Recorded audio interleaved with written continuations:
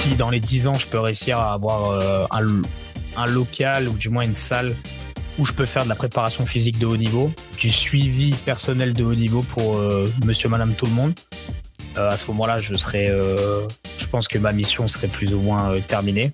Je pense que j'ai déjà bien avancé sur ma mission parce que j'ai la salle de CrossFit que je rêvais d'avoir il y a 5 ans, parce que j'ai beaucoup travaillé pour l'avoir.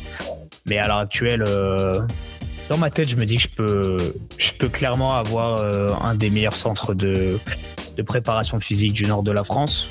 Et je me dis pourquoi aux États-Unis ils ont des infrastructures de malades et nous on n'en a pas des infrastructures de malades. Tu vois, je suis un peu toujours revanchard et ça me fait toujours un peu péter un câble, ça. C'est de me dire pourquoi eux ils y arrivent et nous on n'y arrive pas, tu vois. C'est quoi le problème, tu vois?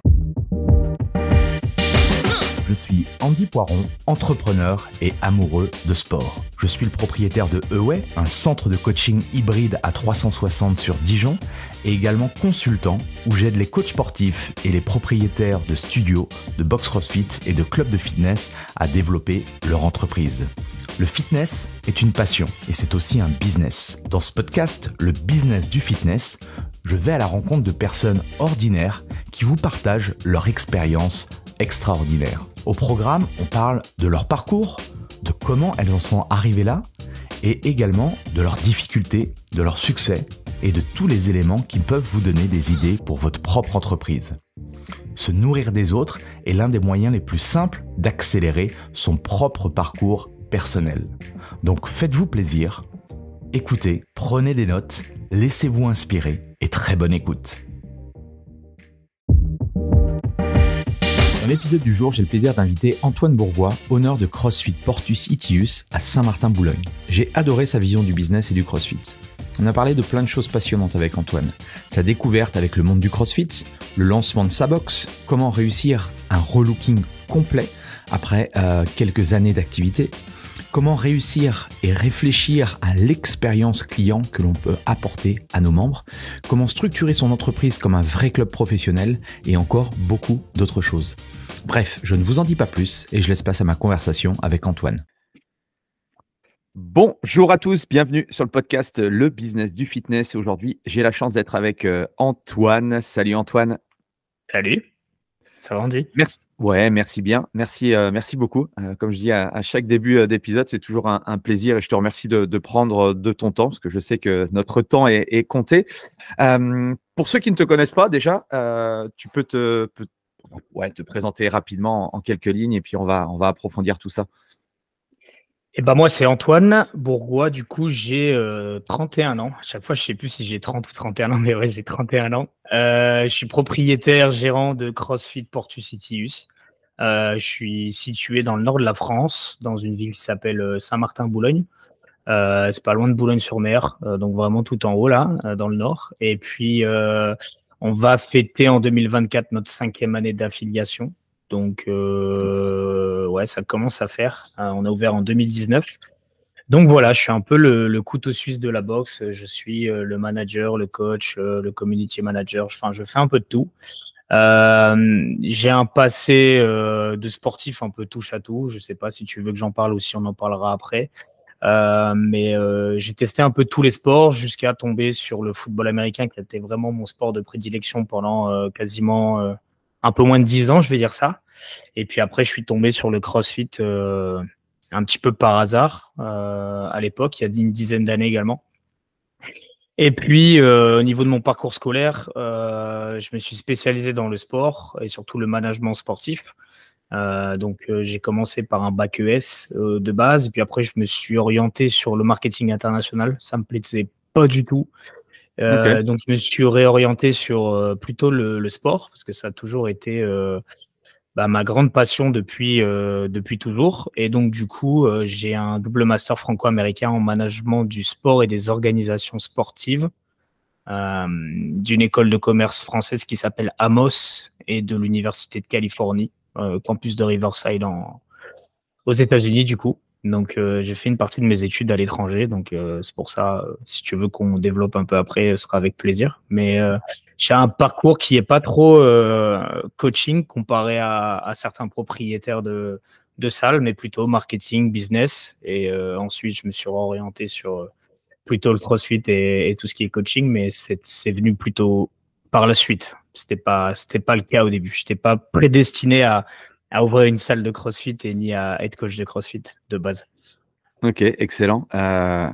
Effectivement, c'est pas commun, mais on va voir. Je pense que ça va nous amener sur la suite logique, sur la partie sportive. Qui s'est initié justement au sport? Enfin, ça t'est venu toi naturellement tout petit ou tes parents, un Je sais pas environnement si ça m'est venu tout petit. Je pense que c'est plutôt mon père qui voulait me mettre au sport. On a toujours été dans une famille plus ou moins sportive. Je sais que ma mère, quand elle était jeune, elle faisait pas mal de sport. Elle a eu une grosse période où elle a arrêté ensuite. Elle était plutôt dans la natation, etc. Moi, c'est mon père, je pense, qui a voulu qu'on touche à tout un peu avec mon frère, parce que j'ai un grand frère. Ma sœur est un peu plus petite que nous, mais avec mon frère, on a commencé le sport ensemble et on faisait tout ensemble. C'est-à-dire, au tout début, je commençais par le football, je crois, le soccer. Football, j'en ai fait avec mon frère. Ensuite, on a fait du judo, ensuite du Viet Vo Dao, ensuite de la voile. J'ai fait de l'escrime. Ouais, j'ai vraiment fait pas mal de sport. Et ensuite, mon frère a arrêté de faire du sport, plutôt par dégoût de certaines personnes qui le coachaient. Et moi, j'ai continué, mais j'ai continué plutôt dans le rugby. Le rugby, c'est ce qui a un peu conditionné mon arrivée dans le football américain. Mais le rugby, c'est clairement mon père qui m'y a mis. Je sais pas pourquoi, mais un jour, mon père, il m'a dit ouais, j'ai envie que tu fasses du rugby. Je pense parce que déjà, à l'époque, j'étais un peu carré comme garçon. Et du coup, il m'a dit bah, toi, je pense que le sport qui pourrait te plaire, c'était le rugby. Et mon père est fan de rugby. Il est fan des Springboks, l'équipe sud-américaine. Et donc, du coup, je Donc pense qu'il s'est il dit devait être content alors. ouais, je pense qu'il s'est dit il faut que mon fils il fasse du rugby. Donc, j'y suis allé parce que mon père m'avait inscrit à l'époque. Et puis, j'en ai fait 2 ou 3 ans, je crois, du rugby, 2 ou 3 ans. Et à l'époque, je faisais de la musique aussi. Donc, tu vois, je me cherchais un peu dans mes passions. Je savais pas trop quoi faire. Je suis un peu un garçon touche à tout. Je suis un peu instable. Donc, j'essaye de voir ce qui est cool, ce qui me plaît pas. Et à l'époque, le rugby, c'était cool. Mais clairement, mon sport qui a fait que je suis tombé amoureux vraiment de la pratique sportive et que je suis devenu l'homme que je suis actuellement, c'est le football américain. Clairement, le rugby, c'est juste la passerelle qui m'a amené vers le football américain, je pense. Et comment tu as fait ce switch? Parce que c'est vrai que ce sport-là, chez nous, c'est pas forcément, un sport qui est très en vogue. Comment tu as réussi à rentrer? Est-ce que tu avais un club, du coup, à côté de chez toi? Bah, pas tout à fait à côté de chez moi, mais en fait, ouais, on a un club sur Calais, la ville de Calais. Il y a pas beaucoup de clubs dans le nord de la France. Et à l'époque, quand moi j'ai commencé il y a une quinzaine d'années, je crois qu'il y avait 2 ou 3 clubs. 3 clubs, je crois. Il y en avait Mmh. un sur l'île, un sur Calais qui venait de se créer, et puis un sur Béthune, enfin une autre ville pas très loin. Et en fait, je suis arrivé là-bas un peu par hasard. J'avais des potes qui faisaient du basket. Moi, je faisais du rugby à l'époque, j'étais au lycée. Et mes meilleurs potes de l'époque, tu sais, un peu le côté États-Unis, Amérique, tu vois, on est en seconde, tu as les hormones qui commencent à pousser, tout ça, tu as envie de faire un truc un peu cool pour te la péter au lycée. Et on tombe sur une annonce comme quoi il y a un club de football américain sur Calais et qui cherche des joueurs, notamment des joueurs jeunes pour créer une section junior. Et donc, sur un coup de tête, avec 3 potes, on y va comme ça à l'entraînement. Je crois que c'était un mardi soir ou un jeudi soir. Nos parents décident de nous y emmener. Et j'arrive là-bas, mentalité que j'adore. Bah, moi, je connaissais un peu les sports de contact parce que je faisais du rugby, donc j'étais pas trop apeuré sur le fait d'aller dehors dans la pluie, la boue, tout ça. Et puis, en fait, j'arrive, c'est carré, casque et épaulière direct. Il n'y avait pas de section jeune, donc on s'entraîne avec des seniors. Et ça frappe direct, genre du contact à fond. Vraiment, on avait un coach. C'était un coach américain ou enfin? Non, non, c'était un Non? Français. OK. Et ce coach-là, c'est un mec que je pense que j'oublierai jamais. Il s'appelle Coach Carl. Donc tout le monde l'appelait Coach Carl. Et c'est un vieux de la vieille, un vieux briscard, tu vois, qui a commencé le football américain dans les années 80 en France, je pense, un truc comme ça. Et c'était Ah, un OK. cramé. C'était le mec, vraiment le franco qui pense être un Américain. Tu sais, le français qui pense être un Américain, ultra dur, très militaire. Enfin, c'était Coach Carl, quoi. Je peux pas trop expliquer le personnage, mais le genre de mec, tu vois, crâne rasé, une tête de tueur. Et nous, on est arrivé là-bas, j'ai fait, ouais, c'est quoi ça? Et je suis arrivé, il n'y a que des marmules comme ça, des vieux briscards de Calais. Et puis OK. tout de suite, ils nous ont mis dans le bain. Et je sais pas, je suis jamais reparti. J'ai vraiment adoré cette mentalité un peu stricte, un peu militaire. Et j'adore les sports de contact. Moi, j'étais un gars qui aimait bien un peu les sports violents. Et je suis tombé dans un sport quand même assez violent parce que faut pas se le cacher, c'est vraiment pas un sport gentil. Et j'ai pas arrêté pendant 7 ans. J'ai tout fait avec ce club. Vraiment, c'est un peu le club qui m'a vu grandir. J'étais joueur, j'ai fait arbitre, j'ai fait coach, j'ai été capitaine de l'équipe senior. Enfin, vraiment, j'ai tout fait. Trésorier. Enfin, voilà un peu. Qu'est-ce que tu as appris justement l'univers du football américain qui aujourd'hui te sert dans ta casquette à la fois peut-être de coach CrossFit ou de chef d'entreprise?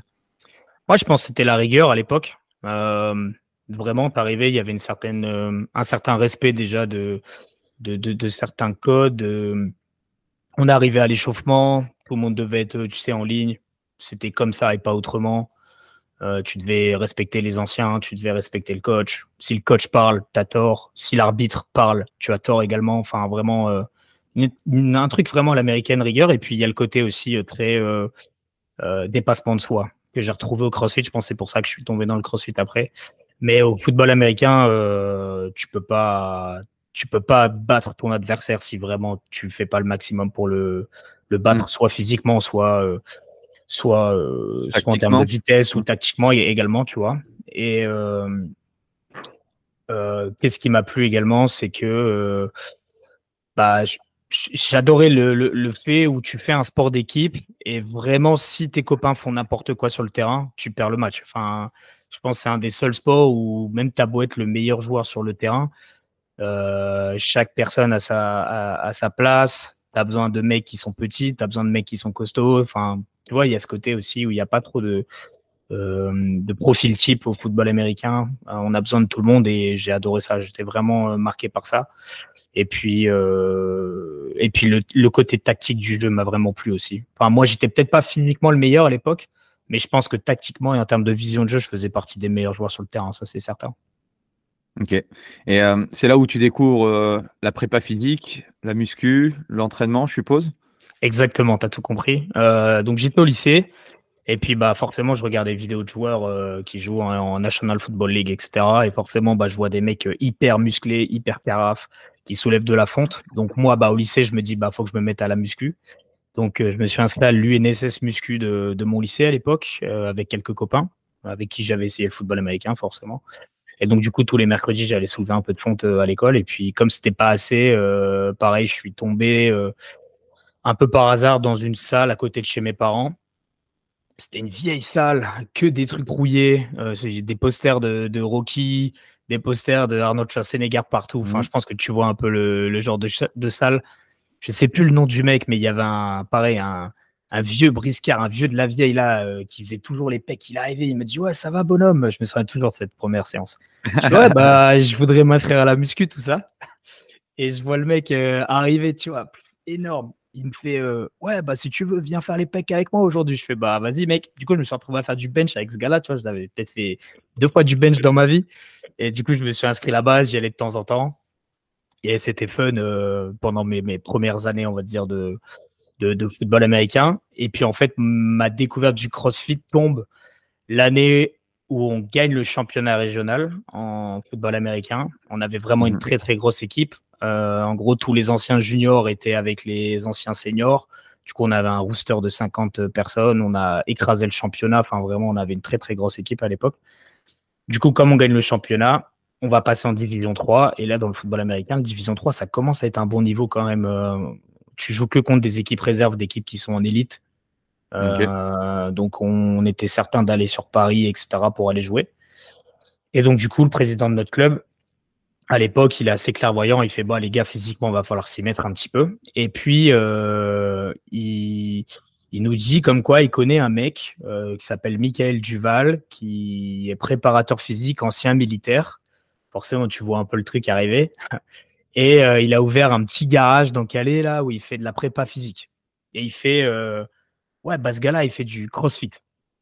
Je fais, bon, ok, vas-y, mec, carrément, je suis chaud, moi, prépa physique. Tous les étés, on faisait de la prépa. Là, si on peut faire un truc un peu nouveau, let's go, quoi. Donc, du coup, comme toute bonne personne, Ça, c'était il y a 10 ans. Je vais sur YouTube, je tape CrossFit, tu vois. Ouah, je commence à voir des bonhommes là, faire des trucs de malade, soulever des grosses barres, mais en même temps être super fort en gym. Enfin, vraiment, je me dis, wow, c'est quoi ça? Tu vois, moi, je connais que soulever de la fonte, faire les pecs, faire du squat, faire du deadlift. Enfin, c'était les seuls trucs que je savais faire à l'époque. Parce qu'au football américain, en France, on me demandait que de faire ça. Et du coup, moi, je suis un peu ce qu'on appelle, tu sais, les early adopters, ça, les mecs qui sont toujours un peu à la recherche des nouveaux trucs. Donc, je me dis, bah, vas-y, tu sais quoi? Je vais y aller avant tout le monde et je vais aller faire une séance d'essai. Et l'histoire, elle est trop marrante. Donc, du coup, j'appelle le mec, je dis, ouais, salut, Mike, je suis footballeur américain chez les Seagulls de Calais, j'aimerais bien faire un essai et tout, un peu avant l'équipe. Est-ce que tu penses qu'il y a moyen? Il me fait, ouais, bah vas-y, mec, viens samedi matin, avec plaisir, je t'accueille et tout. Parce que moi, j'étais corps étudiant à l'époque, donc je pouvais que le samedi. J'y vais là-bas le samedi matin, avec mon petit sac et tout, tu vois. Et j'arrive dans un garage, j'avais jamais vu ça, franchement, tu vois, des anneaux, des barres de traction, quelques barres d'haltéro et tout. Mais c'était vraiment tout petit, hein, franchement. C'était même pas la moitié de la première salle que j'avais quand j'ai ouvert la boxe. Vraiment tout petit. J'arrive, il me dit, ouais, bah toi, le football américain, t'es chaud physiquement et tout, tu sais courir et tout, t'as de la force. Je fais, bah ouais, mec, je pense que je suis chaud, quoi, tu vois. Je dis, let's go, on y va. Il dit, ok, bah vu que t'es chaud, je te mets avec ma copine. Et sa copine, Charlotte, à l'époque, vraiment, elle envoyait déjà fort, tu vois, il y a 10 ans, ça, il faisait partie des premiers à avoir fait du CrossFit. Donc, je fais, bah vas-y, let's go. Au final, ça, je le raconte tout le temps à mes nouveaux adhérents parce que l'histoire, elle est trop drôle. Au final, je me suis retrouvé dans la machine à laver, tu sais, j'ai rien compris. Du run, des burpees, des kettlebells, des tractions, des machins. J'ai rien compris de ce qui se passait. Et mon cardio, il est monté tellement fort d'un coup. À la fin du WOD, j'ai couru dans les toilettes, j'ai vomi tout mon petit déj. Et genre, j'étais pas bien, genre pas bien du tout. Et là, j'étais comme ça, je fais, wow, qu'est-ce qui vient de se passer, genre. Forcément, lui, il se fout de ma gueule. Il dit, bah alors, mec, je pensais que t'étais chaud, tu vois. Et je fais, bah moi aussi, je pensais que j'étais chaud, tu vois. Je pensais que j'étais vraiment bon physiquement. Et au final, je me suis rendu compte que bah, physiquement, genre, il y a un truc que j'avais pas capté. Je pensais juste que soulever de la fente, ça allait m'aider, mais en fait, ça m'a rien aidé du tout. Ouais, j'avais de la force. Ouais, je savais peut-être jouer au football américain, mais physiquement, j'étais à la rue. Du coup, je me suis Tu savais inscrit pas chez utiliser lui. toute cette force, quoi. Bah ouais, bah non. Puis je pense que niveau conditionnement métabolique, j'étais zéro en fait. À parcourir des sprints sur 10 secondes au football américain, moi je savais faire que ça. Puis en plus, tu vois, je faisais un poste au football américain où je faisais que plaquer. J'étais deuxième rideau défensif, donc linebacker. Ok, il faut savoir courir, mais il fallait pas me demander de courir souvent plus de 20 mètres, tu vois. Genre vraiment, c'était que des sprints. Et donc du coup, là, sur un truc assez long, un AMRAP, je sais pas, j'ai pas trop supporté l'intensité haute pendant 20 minutes. Et du coup, j'ai vomi tout ce que j'avais. Et du coup, je me suis inscrit là-bas pendant 4 mois. Je pense que j'ai dû perdre 5 à 10 kilos à l'époque. Et ça a changé ma vie. Genre, je suis jamais sorti du CrossFit après. Je continuais d'en faire sur l'île. Parce que sur l'île, ça commençait à se développer. Au final, la salle de Michael, elle s'est affiliée ensuite, CrossFit. Et c'est devenu Go Up CrossFit Calais. Ils sont encore ouverts depuis. Ils ont fêté leurs 10 ans d'affiliation, je crois, l'année dernière. Et puis, après, aux États-Unis, j'en ai fait aussi. Et là, par contre, aux États-Unis, ça a clairement changé ma vision du CrossFit parce qu'à l'époque, c'était il y a 7 ou 8 ans, je crois. Le CrossFit était déjà super bien développé là-bas, contrairement à en France où c'était pas trop développé. Donc là, c'était un autre monde. Mais voilà ma découverte du CrossFit. Voilà comment je suis tombé dans le CrossFit. Un peu grâce au football américain. Et depuis, je suis resté dedans. J'ai développé des projets à l'intérieur, associatifs au début. Puis ensuite, j'étais plutôt un adhérent de salle. Et par la force des choses, je suis devenu propriétaire de salle affiliée. Et qu'est-ce qui fait avant que tu t'es intéressé au marketing, que tu aies fait une école de commerce ou autre? T'avais cette envie de monter une entreprise ou de travailler dans ce domaine-là? Bah en fait, ouais, au lycée déjà, je disais toujours, ouais, plus tard, j'aurai pas de patron. Je sais pas, c'est peut-être dans ma tête, mais j'ai toujours été un garçon curieux. J'ai toujours eu envie de créer les choses. Et je savais, même sans vraiment le savoir, que j'aurais essayé de faire un peu du business par moi-même, parce que j'ai toujours aimé ce côté un peu challenge et business. Et donc, du coup, je me suis dit, école de commerce, c'était bien. Mon père, pareil, voulait forcément qu'on fasse des études. Je pense comme tous les parents, tu as envie que tes enfants fassent des études. Et donc, du coup, bah, de base, il m'a poussé à aller sur plutôt école de commerce. De par mon cursus, j'ai kiffé. Puis, au début, l'école de commerce purement internationale, j'ai vraiment pas aimé. C'était pas du tout mon truc. Mais après, je me suis orienté plutôt sur le sport. Une école qui s'appelle Amos. Et là, clairement, j'ai surkiffé. Enfin, franchement, mon parcours scolaire jusqu'au master, c'était incroyable parce que bah, je faisais du marketing, de la com, de la compta, enfin, ce genre de cours, mais que sur le sport. Donc, tous les cas pratiques étaient sur le sport. J'ai fait beaucoup d'événementiel aussi. C'est pour ça que maintenant, bah, dans ma box, je passe une bonne partie du temps à faire de l'événementiel. Mais ouais, je sais pas, je pense que c'était le bon cursus pour moi. Je me suis pas trop trompé sur ce que je voulais. Parce que j'ai jamais été trop attiré par le côté biologie, sciences, tout ça, tu vois. Donc, je pense que dans le sport, c'est pas trop ce qui m'aurait branché. Alors que tout ce qui est business, marketing, événementiel, communication dans le sport, ça me branche. Qu'est-ce que tu as appris de cette école de commerce, enfin de tes études aujourd'hui que tu utilises? Tu nous as parlé de l'événementiel, mais qu'est-ce que tu utilises au quotidien? Bah, en fait, j'ai eu beaucoup d'expériences pro pendant mes cours. Tu vois, on organisait plusieurs courses déjà, mais des courses à 6 000 à 7 000 participants. À l'époque, tu vois, en 4e année, on a un prof qui nous fait cours sur l'événementiel et la gestion de projet. Et lui, en fait, il voulait ramener les courses Color Mirade en France. Et en fait, on a été la première à le faire sur Lille. En fait, c'était un projet de promo, en fait, tu vois, en 4e année. Le projet d'année de ma promotion, c'était organiser la Color Mirade sur Lille, la première. Okay. Et on a fait 6500 participants, je crois. Donc, tu vois, on était une dizaine d'étudiants à bosser sur ça. Donc, ça, c'était une première grosse expérience. C'était quand même vachement cool. Et puis après, aux États-Unis, j'ai fait. Attends, c'était quoi? Ouais, pareil, j'ai organisé notre course. Enfin, du moins, j'ai aidé à organiser notre course. Et il y a surtout un truc qui m'a bien aidé pour l'ouverture de ma salle, c'est qu'en fait, en 3e année, on avait un projet d'1 an avec un expert comptable qui était de dire vous devez créer un business. C'était le projet d'études création d'entreprise. Je dis pas que j'étais clairvoyant à l'époque, mais à l'époque, je me disais déjà, je pense que le CrossFit va exploser en France, ou du moins va arriver en France. Moi, j'aimais bien, j'étais déjà pratiquant à l'époque, mais tu vois, j'avais 21 ans, je crois. J'avais jamais trop travaillé dans ma vie, sauf des petits jobs, mais j'avais pas de vraie expérience professionnelle. Mais je m'étais dit, bah vas-y, je pense que ça va marcher. Donc du coup, pendant 1 an, on a bossé sur une création de business plan pour ouvrir une première salle de CrossFit, on va dire ça comme ça, sur Boulogne-sur-Mer. Et donc du coup, ça m'a carrément aidé parce qu'à l'époque, quand je me suis dit, vas-y, il faut que j'ouvre ma salle, bah, en fait, j'ai ressorti mon bac, j'ai repris tout ce que j'avais fait et je l'ai juste adapté à la conjoncture actuelle. Et au final, c'est ça qui m'a donné le bon fil conducteur pour y arriver. Il n'y a pas eu que ça, mais ça fait partie des trucs qui m'ont conforté pour dire, bah en fait, tu l'as déjà fait ça. En plus, l'expert comptable, il t'avait mis une bonne note, il t'avait dit que c'était faisable. Donc, il n'y a pas grand-chose à changer, hormis de changer les fournisseurs, changer 2-3 trucs et puis let's go. C'était combien le laps de temps entre ce que tu avais fait et puis l'ouverture du coup, enfin, où tu as proposé le projet? 4 ans, je crois, 4 ou 5 ans. Ok. Ouais, c'est marrant. Tu replonges dans des trucs que tu as fait en tant qu'étudiant et tu mets 4 ou 5 ans derrière. Mais ouais, je pense que c'est le destin au final, tu vois. Je trouve ça drôle, mais je me dis, en fait, toutes les petites étapes que j'ai fait dans ma vie font que bah, j'arrive à l'heure actuelle à avoir réussi mon projet et puis avoir réussi à le mettre en place et puis à avancer sur tout ça. Donc, je trouve ça marrant. Et il se passe quoi alors à la fin de tes études, à la fin de ton école de commerce? Tu te lances dans quoi? C'est quoi ta vision à ce moment-là?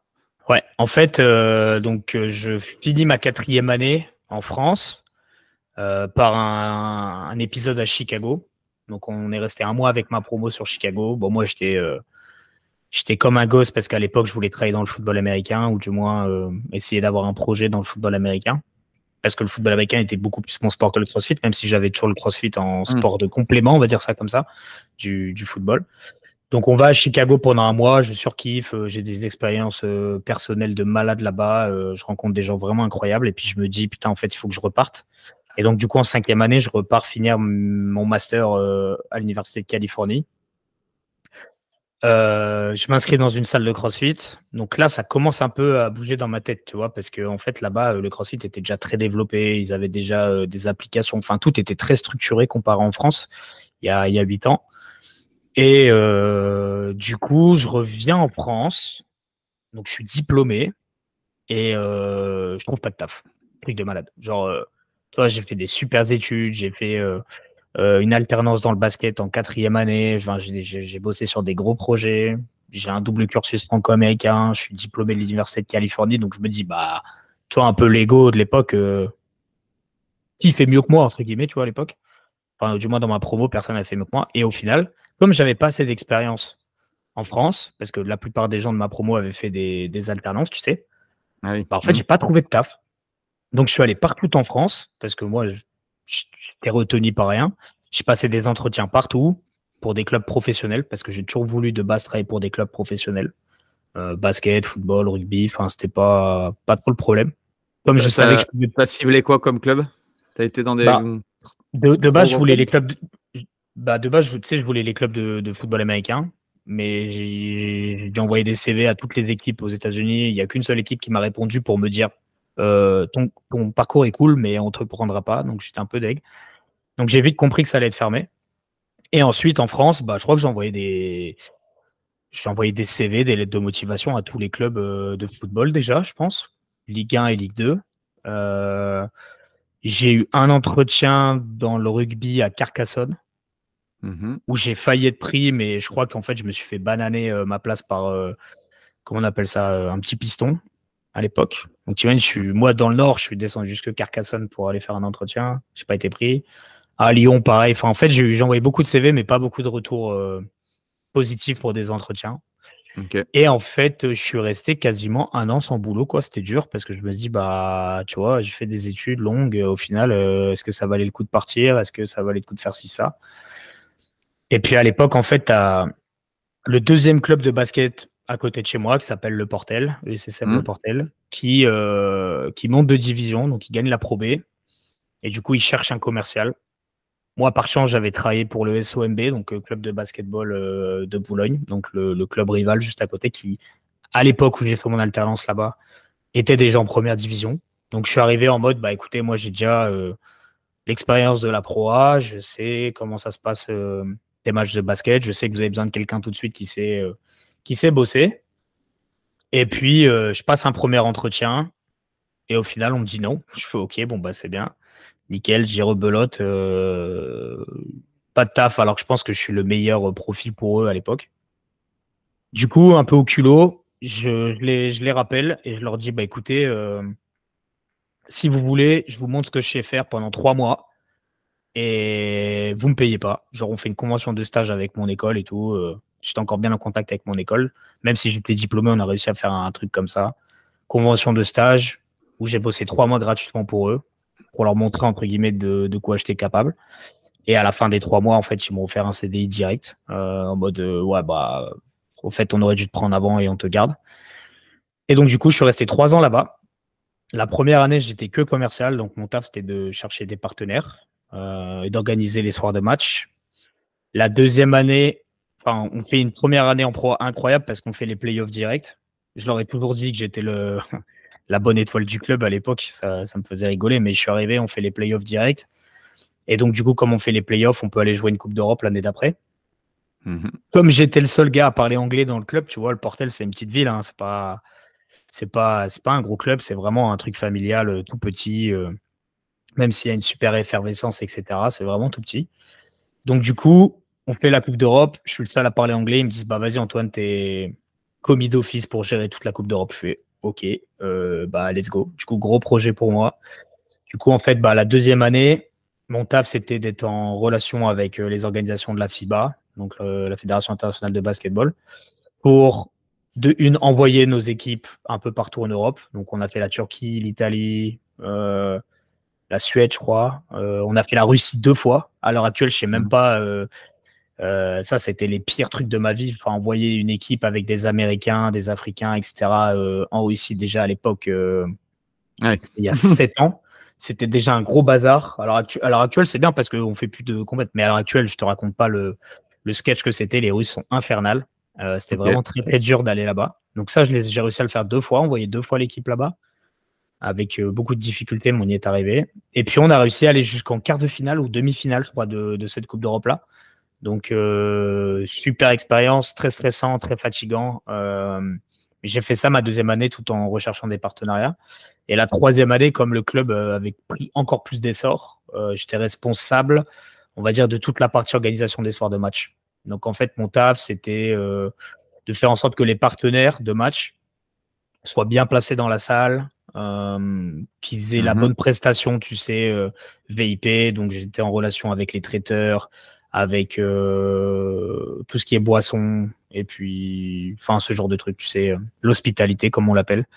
Ouais. Et donc, du coup, j'ai fait ça pendant une saison où je gérais un peu les hospitalités de réception pour les soirs de match. Et du coup, j'organisais 5 salons VIP, je crois. Et en fait, c'était beaucoup trop de taf pour moi. J'étais tout seul. Et le club, je parlerai pas publiquement de ce qui s'est passé parce que j'ai pas envie de créer d'histoire ou je sais pas quoi, mais le club avait pas les moyens. Du coup, ils m'ont pas donné d'aide suffisante. Du coup, j'ai fait un burn-out. Clairement, j'ai pas fait. C'était pas juste j'étais fatigué. Genre vraiment, j'ai pété un câble au bout de 3 ans. La surcharge était trop forte. Je travaille des 70 heures par semaine. Des fois, je commençais à 6 heures le matin, je finissais à 4 heures le soir. Enfin, c'était un enfer. Du coup, j'ai un peu pété un câble. Et à l'époque, le seul truc qui me tenait, c'était le CrossFit. Parce que le football américain, j'avais plus le temps d'y aller. J'avais arrêté parce que le football américain, c'était un sport qui m'avait un peu démoli physiquement. Donc, je voulais plus en faire. Donc, à l'époque, il n'y avait que le CrossFit. Parce que j'en avais fait beaucoup aux États-Unis. Du coup, quand je suis rentré en France, je m'étais dit, bah vas-y, je vais m'inscrire avec mes potes de l'époque qui avaient réussi à trouver des investisseurs pour ouvrir une salle de CrossFit à côté de Boulogne. Donc, eux étaient coachs là-bas et moi, j'étais adhérent. Et puis, en fait, à la même période où je fais un burn-out, c'est ça qui est marrant parce que tous les destins se sont croisés. La salle où on était à l'époque, où Rudy et Romain, qui sont mes coachs à l'heure actuelle, étaient coachs là-bas, en fait, elle fait faillite. Donc, moi, je me retrouve sans taf. Enfin, du moins, je fais un pétage de câble, j'ai plus de taf et j'ai plus de CrossFit pour évacuer. Du coup, je te raconte pas la descente aux enfers un peu à l'époque. C'était en fin 2018. Et du coup, je suis retourné chez mes parents. Donc, tu vois, carrément, j'étais au fond du trou, quoi. À 25 ans, je retourne chez mes parents un peu. Et je dis, bah écoute, qu'est-ce que tu veux faire de ta vie? Parce que je savais très bien que le basket, j'allais pas y retourner parce que ça se passait tellement mal que je voulais plus remettre les pieds là-bas. Et du coup, je me suis dit, bah écoute, il y a un seul truc qui te fait kiffer, c'est le CrossFit. T'as 2 de tes potes qui ont plus de taf parce qu'ils étaient coachs et. Enfin, il y en avait surtout un des 2 qui avait plus de taf parce que l'autre était éducateur sportif. Mais Rudy avait plus de boulot parce que la salle était fermée, puis il trouvait pas de taf, c'était galère pour lui. Puis je me suis dit, mais putain, en fait, Antoine, tu sais gérer des gros montants, des gros business, tu sais rapporter de l'argent, enfin, entre guillemets, je savais gérer des projets, etc. Et je me suis dit, au final, ouvrir une box de CrossFit, je crois que c'est vraiment compliqué, quoi. Enfin. Puis on s'est dit avec Rudy, j'en ai parlé, j'ai dit, écoute, gros, moi, je pense qu'il faut qu'on le fasse nous-mêmes, la salle de CrossFit. Il ne faut pas que ce soit des mecs qui ne connaissent pas le CrossFit, qui investissent et puis qui ouvrent la structure. Je pense que si on ouvre une petite salle et si on le fait nous-mêmes et si on le gère bien, bah, à ce moment-là, je pense que ça peut marcher. Et à l'époque, il ne voulait pas. Il me dit, ouais, non, je ne veux plus entendre parler du CrossFit et tout, alors que c'est un coach incroyable. Vraiment, c'est un super coach, Rudy. Et du coup, j'ai repris mon ancien business plan, comme je te l'avais dit. Ouais. Et puis, je l'ai un peu retravaillé avec 4 années d'expertise dans le milieu du sport, 4 années à peaufiner le truc. Et puis, je suis allé voir la BGE, tu sais, la CCI, tout ça. Et donc, du coup, ils ont continué aussi de m'aider à bien structurer le projet. Et puis, fin 2018, début 2019, je savais que tout était plus ou moins carré. Petite box, pas beaucoup de matos, juste un local, de quoi coacher des personnes, 12 personnes, 280 mètres carrés. Rudy coach et moi je gère la boxe. Et vas-y, on y va. Et puis de toute façon, si on se plante, c'est pas grave. Et donc du coup, février 2019, je crée la société. Et en mai 2019, on ouvre CrossFit Portus Citius. Voilà la petite histoire de ce qui s'est passé entre mes études et l'ouverture de la boxe. Comment tu fais pour trouver un local? Comment tu t'y es pris? Ou quelles sont les choses que tu pourrais dire à ceux qui nous écoutent et qui aimeraient montrer alors une box ou un studio ou n'importe quel Ouais, type d'entreprise? c'était galère. À l'époque, je vais comme tout le monde un peu sur eBay, tout ça. On a visité plusieurs locaux, d'abord dans le centre-ville de Boulogne-sur-Mer, parce que c'est là où il y a le plus de monde, tu vois, c'est une agglomération, il y a 100 000 habitants quand même, donc je me dis, faut le mettre dans Boulogne. Au final, on trouve rien. Du moins, on va visiter des trucs, mais c'était mal agencé. Je pense que si on avait mis une salle de CrossFit dedans, ça aurait été plus des problèmes qu'autre chose.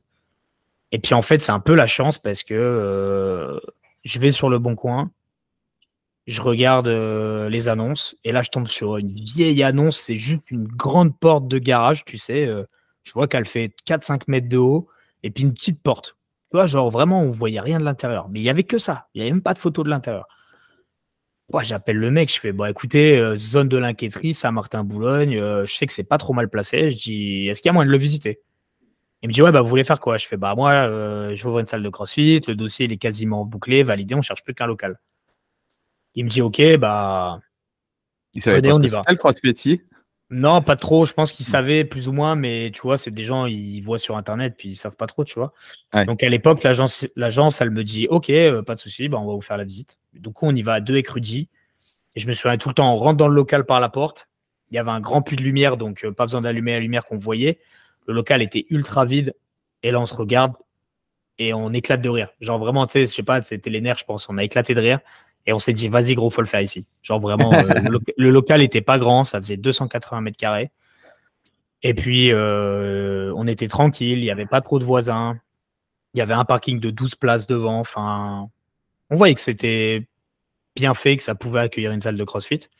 Beaucoup d'investissement? Enfin, de l'investissement, non, tout était Non, pratiquement. franchement, à l'époque, combien j'ai mis? 30 000 euros, je crois. Ouais. Franchement, je le dis toujours, mais je crois que j'ai mis 10 000 euros de ma poche. C'est tout. Ouais. Au total, avec des prêts d'honneur, tout ça, je crois que j'ai mis 10 000 euros de ma poche. Un peu. En fait, les banques ne voulaient pas me faire confiance parce que déjà, je n'avais pas un gros apport. Et puis, ils se sont dit, ouais, mec, attends, ok, tu as des compétences, ça va, je sais bien vendre les choses. Franchement, c'est mon seul truc. Je suis un bon commercial, tout ça. Donc, ils ont vu que j'étais sérieux, que j'allais pas faire n'importe quoi. Et puis, moi, j'ai toujours écouté pas mal de podcasts et regardé ce que les autres faisaient. Et je savais qu'il fallait d'abord que je commence petit, que je n'investisse pas beaucoup d'argent, que je prenne pas de risques, qu'on passe tout de nous-mêmes et tout de nos mains. Donc, tu vois, le vestiaire, on l'a fait à deux avec Rudy, on a monté des parpaings, on a fait les tranchées. Enfin, franchement, tu regardes les photos, j'invite les gens qui écouteront à aller voir les photos de notre première salle, mais ça faisait un peu cheap comparé à ce qu'on fait maintenant. Même les plupart des box qui ouvrent, là, elles sont toutes très belles, toutes magnifiques et tout. Moi, c'était un garage, il y avait un truc d'accueil, un vestiaire homme, un vestiaire femme, un toilette, tout en parpaing, tout en dur, deux douches, enfin, un miteux à mort. J'avais 4 rameurs, 2 assaut bike, 10 bars hommes, 10 bars femmes, des bumpers, des kettlebells, des dumbbells. Basta, un rack. Et je pense que Xedios, à l'époque, j'avais fait 10 000 euros de matos en crédit bail à peine. Et on a ouvert comme ça. Et en fait, on a adapté la programmation selon notre matériel, pas l'inverse. On se disait pas, vas-y, on va faire une prog de ouf, il faut déjà tout ça. Non, on s'est dit, par chance, Rudy programme, est un très très bon programmeur. Et donc, du coup, lui, il programmait les WOD en fonction du matos qu'on avait. Et du coup, on a commencé comme ça. Et puis, tous les ans, vu que je faisais de la trésor, je réinvestissais, plutôt que de me cramer. Et puis après, il y a eu le Covid qui est arrivé. En fait, on a ouvert. 6 mois après le Covid, on avait déjà 150 adhérents. Assez incroyable, quoi.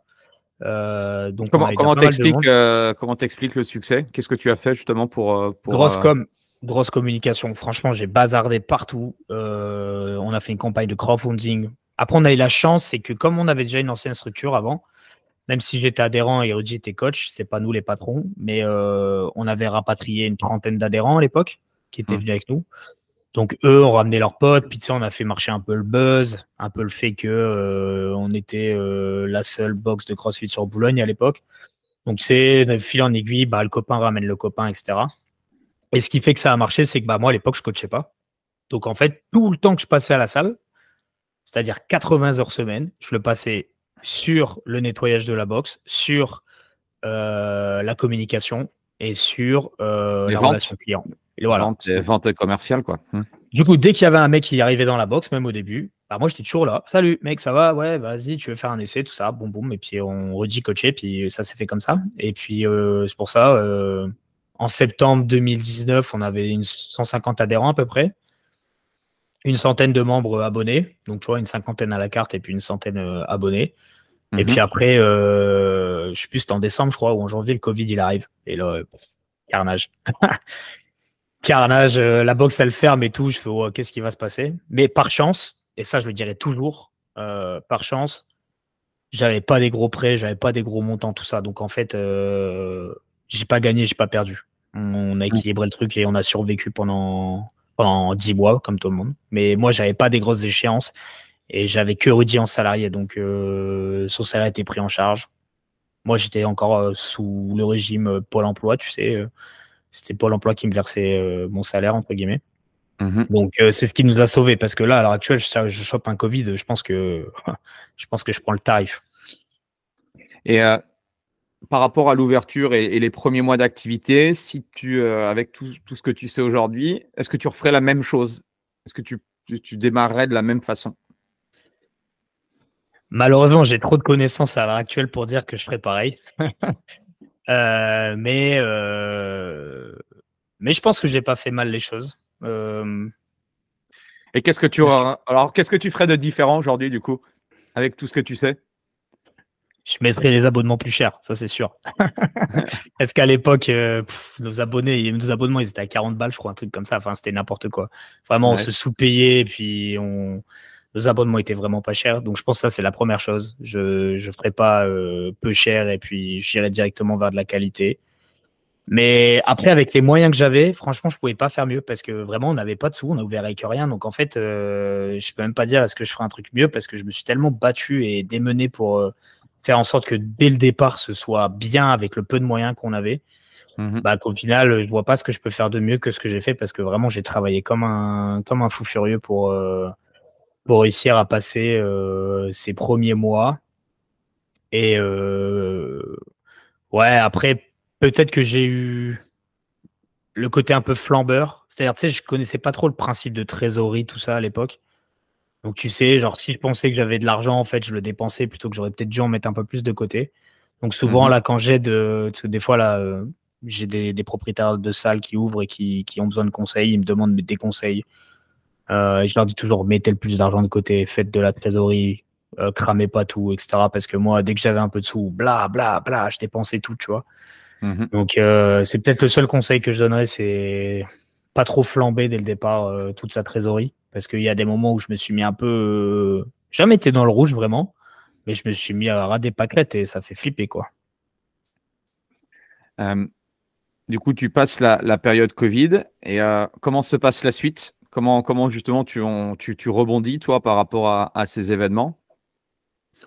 Bah nous, la période Covid, en fait, on s'est confinés dans la boxe avec Rudy à deux. Donc, on a vécu 10 mois. Enfin, moi, j'ai vécu quasiment 10 mois dans la boxe parce qu'à l'époque, j'avais pas de copine.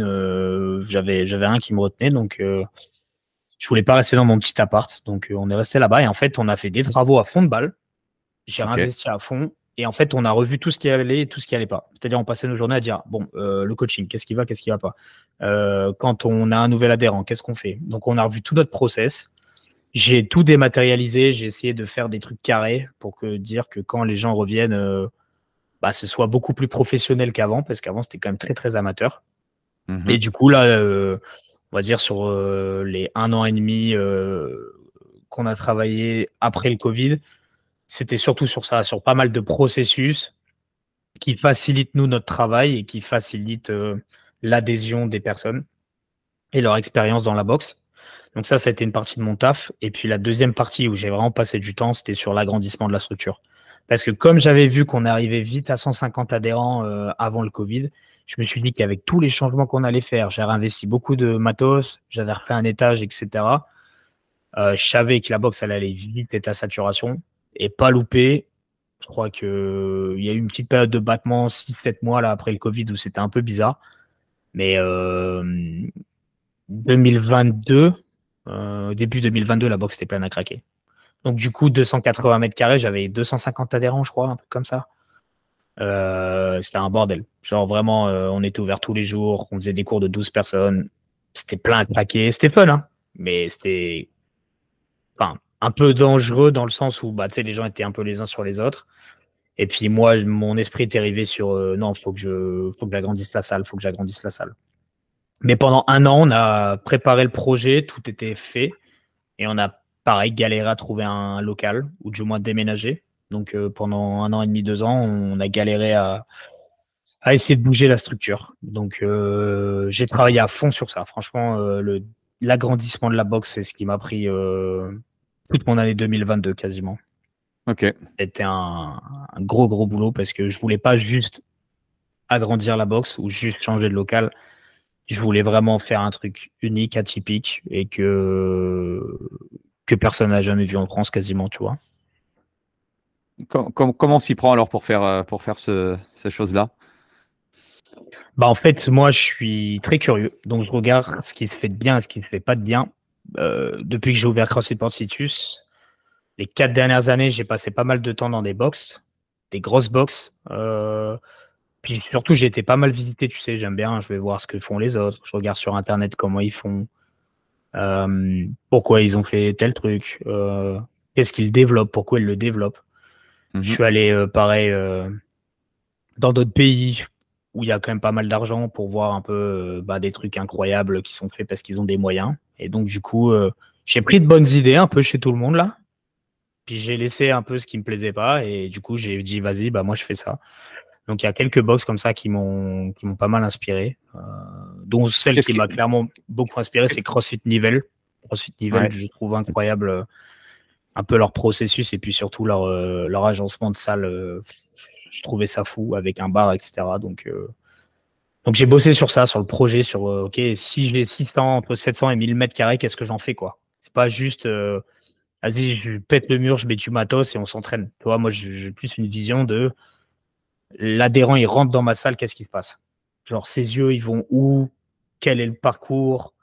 Comment on l'aborde? Qu'est-ce qu'on en fait? Enfin, quelle expérience on lui apporte, quoi? Et c'était ça que je voulais mettre en place. Je voulais pas juste avoir une salle de CrossFit. Je voulais une expérience. Et du coup, qu'est-ce qui t'a marqué? Alors, tu nous as parlé de CrossFit Nivelles. Quelles sont les autres choses qui t'ont marqué par rapport à ça, par rapport au box où tu as pu justement aller? En fait, j'ai vu que c'était possible de pas faire que du CrossFit, tu sais, ou que de l'entraînement, ou que toute ta vision soit focalisée sur ta programmation ou sur les résultats de tes athlètes. Parce que je trouve quand même que ce qui ressort beaucoup sur les réseaux sociaux et sur Instagram et sur la communication du CrossFit en France, c'est que les résultats sportifs. Et moi, je suis un peu à l'opposé de ça, tu vois, parce que nous, on n'a pas de mecs qui font des grosses compètes dans notre box. Pourtant, à l'heure actuelle, j'ai comme une box qui fait 350 adhérents. OK, on fait notre programmation nous-mêmes, tout ça, tu vois. On est un peu des petits artisans où on aime bien tout faire nous-mêmes. Mais je me suis dit, nous, ce qui nous démarque, c'est pas tant les résultats sportifs, tu sais, c'est pas juste montrer qui a le plus gros snatch dans la box, en fait. C'est quoi? Qu'est-ce qui fait qu'on est bon? Et je pense que ce qui fait qu'on est bon chez nous, c'est que déjà, chaque membre de mon staff a une particularité bien précise. Tu vois, moi, je suis très spécialisé marketing, communication, vente. Rudy, c'est un excellent programmeur qui est très spécialisé dans la physiologie interne et dans la biologie, tu vois. Romain, il est clairement spécialisé dans le personal training, dans le développement des compétences d'athlètes, etc. Donc, tu vois, on a tous un peu notre petite fibre comme ça. Et du coup, on s'est dit, on va prendre un peu le meilleur de chacun et puis on va le pousser un peu à l'extrême, tu vois. Et puis, ce qui se passe aussi, c'est qu'on a une chance d'avoir des adhérents incroyables dans notre salle. Et en fait, quand j'ai eu la possibilité d'agrandir la salle, je me suis dit, il ne faut pas que je le fasse tout seul. Les idées, je les ai. Les gars m'ont donné des bonnes idées aussi au niveau du staff.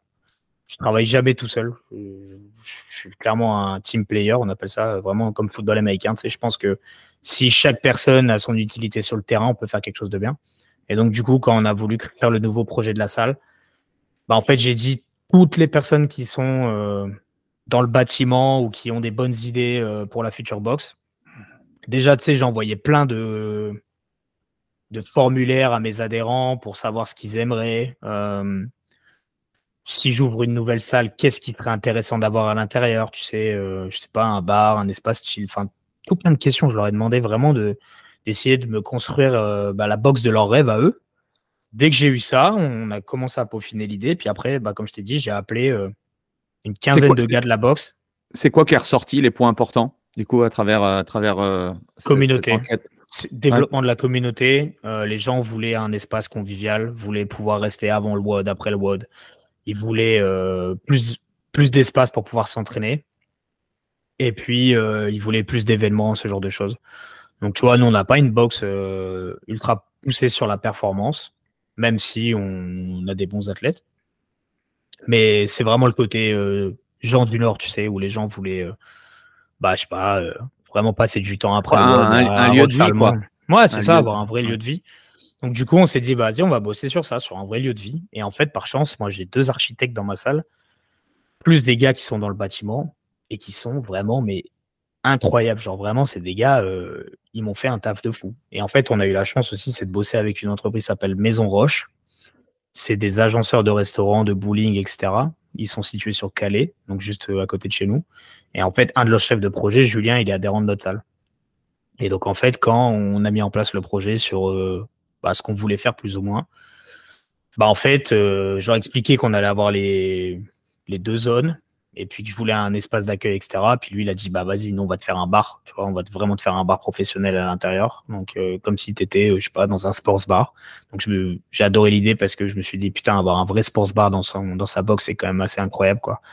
Donc, on a peaufiné sur ça. On a réfléchi au parcours client. On s'est dit, bah, le client, il rentre, il est directement dans le sports bar. Quand tu es dans le sports bar, tu as vue sur la grande zone de cours. Donc, même un nouvel adhérent qui arrive, eh ben, il voit déjà comment on travaille parce que on a une grosse zone de cours elle fait combien? 100 mètres carrés, je crois, à peu près. Donc, même plus que ça. Ouais, elle est quand même assez grande. Donc, les gens voient comment on travaille. En plus de ça, ils peuvent boire un café, on peut bien les accueillir. Enfin, c'est vraiment très esthétique. Je voulais une salle et Ouais, waouh, c'est-à-dire je vous conseille d'aller voir, je mettrai les liens, mais allez voir sur le site, il y a les photos ou sur les différents réseaux sociaux. C'est vraiment super beau ce que vous avez fait, ouais. ouais, c'est cool Félicitations. et Ouais, ouais. merci, c'est gentil. Mais du coup, ouais, en fait, Julien il m'a dit, bah, il faut qu'on mette un effet waouh parce que généralement, quand tu vas dans un resto ou dans un bowling qui est vraiment très beau, ce genre de choses, le premier truc que l'adhérent ou le prospect fait, c'est oh. Et Mmh. nous, on sait que dans le monde du CrossFit, c'est pas souvent le cas. Je voulais Mmh mh. casser avec cette image du CrossFit garage là, très froid, où bah, c'est juste des hommes dégoulinants en sueur là. Tu vois ce que je veux dire? Bah, vraiment le truc qui fait un peu peur à tout le monde et l'image qu'on a. Du coup, je voulais casser ça et donc du coup, on a vraiment fait un accueil où tu rentres déjà, c'est brandé Portus Citius partout. Tu as un bateau au-dessus de ta tête qui est en fait un lustre. C'est ce que j'allais dire. Comment vous avez mis combien de temps pour le mettre en haut, celui-là? Une matinée, mais en fait, c'est un vieux skiff d'aviron qui date des années OK. 80, je crois. Donc, tu vois, c'est pas trop lourd, ça fait 80 kilos. OK. Mais Ah du ouais, coup, en OK. fait, bah, c'est Julien, eux, ils ont une caverne d'Alibaba là chez Roche. Et puis un jour, en fait, j'adore le côté. Enfin, pour t'expliquer toute l'histoire. On a créé déjà l'identité Portus Citius en lui donnant une vraie âme. C'est-à-dire, on n'a pas juste fait un logo, tu vois, on a fait une histoire autour de ça. On a vraiment poussé le truc à fond. Parce qu'en fait, Portus Citius, c'est le nom du plus grand port qu'avait fait construire Jules César au nord de la Gaule, donc sur la côte boulonnaise, là où on est, qui lui servait à aller faire ses conquêtes en Grande-Bretagne. Donc, tu vois, moi, je tombe Mmh. sur ce nom-là à l'époque, création de la salle, et je me dis, wow, putain, c'est incroyable. Et donc, du coup, avec un pote, Kevin, il nous a fait un logo. Donc, on a été faire des recherches historiques, etc. Et en fait, notre logo, c'est une galère de guerre romaine avec un trident et un voilier, tu vois. Mmh. Et donc, du coup, on s'était dit, vas-y, il faut le pousser loin, ce côté-là. Tu sais, gallo-romain, tribu. Tu vois, sur mes réseaux sociaux, je parle que de ça, la tribu, la tribu. Je suis fan d'Astérix Obélix. Enfin, tu vois, il y a vraiment ce côté où on pousse le délire communautaire très, très loin. Vraiment, je pense que je suis l'un des seuls à être dans le délire comme ça. Et donc, du coup, quand Julien il m'a dit, vas-y, on fait un sports bar et tout, je fais, vas-y, chaud. Je dis, bah, moi, je veux une taverne. Parce qu'en fait, le groupe Facebook, tu sais, pour les adhérents, t'en as, ils appellent les adhérents de CrossFit, enfin, CrossFit et puis le nom de ta ville, tu vois. Mmh. Ah, Ouais. moi, je l'appelais déjà la taverne d'Itius. Tu vois, c'était la taverne d'Itius où les gens venaient, buvaient un coup, etc. Enfin, tu vois, c'était déjà dans ce délire-là, mais que sur Facebook, de base. Mmh. Et sauf que quand on s'est dit, vas-y, on fait un lieu convivial et chill, il faut vraiment faire la vraie taverne, en fait. Je lui ai dit, moi, je veux une taverne, gros, donc tu te débrouilles, mais on fait une taverne, quoi. Et donc, du coup, ouais, tu vois, on a tout ce côté un peu bois. On a un olivier dans la box. Mhm. Alors, qui a un olivier dans sa salle, tu vois. C'est un faux vrai. On appelle ça un faux vrai, mais t'as un olivier dans un immense touré pour les gens, ils puissent se poser autour, boire un coup. Et puis, il nous a trouvé un vieux bateau, là, un vieux skiff qu'ils avaient dans leur entrepôt.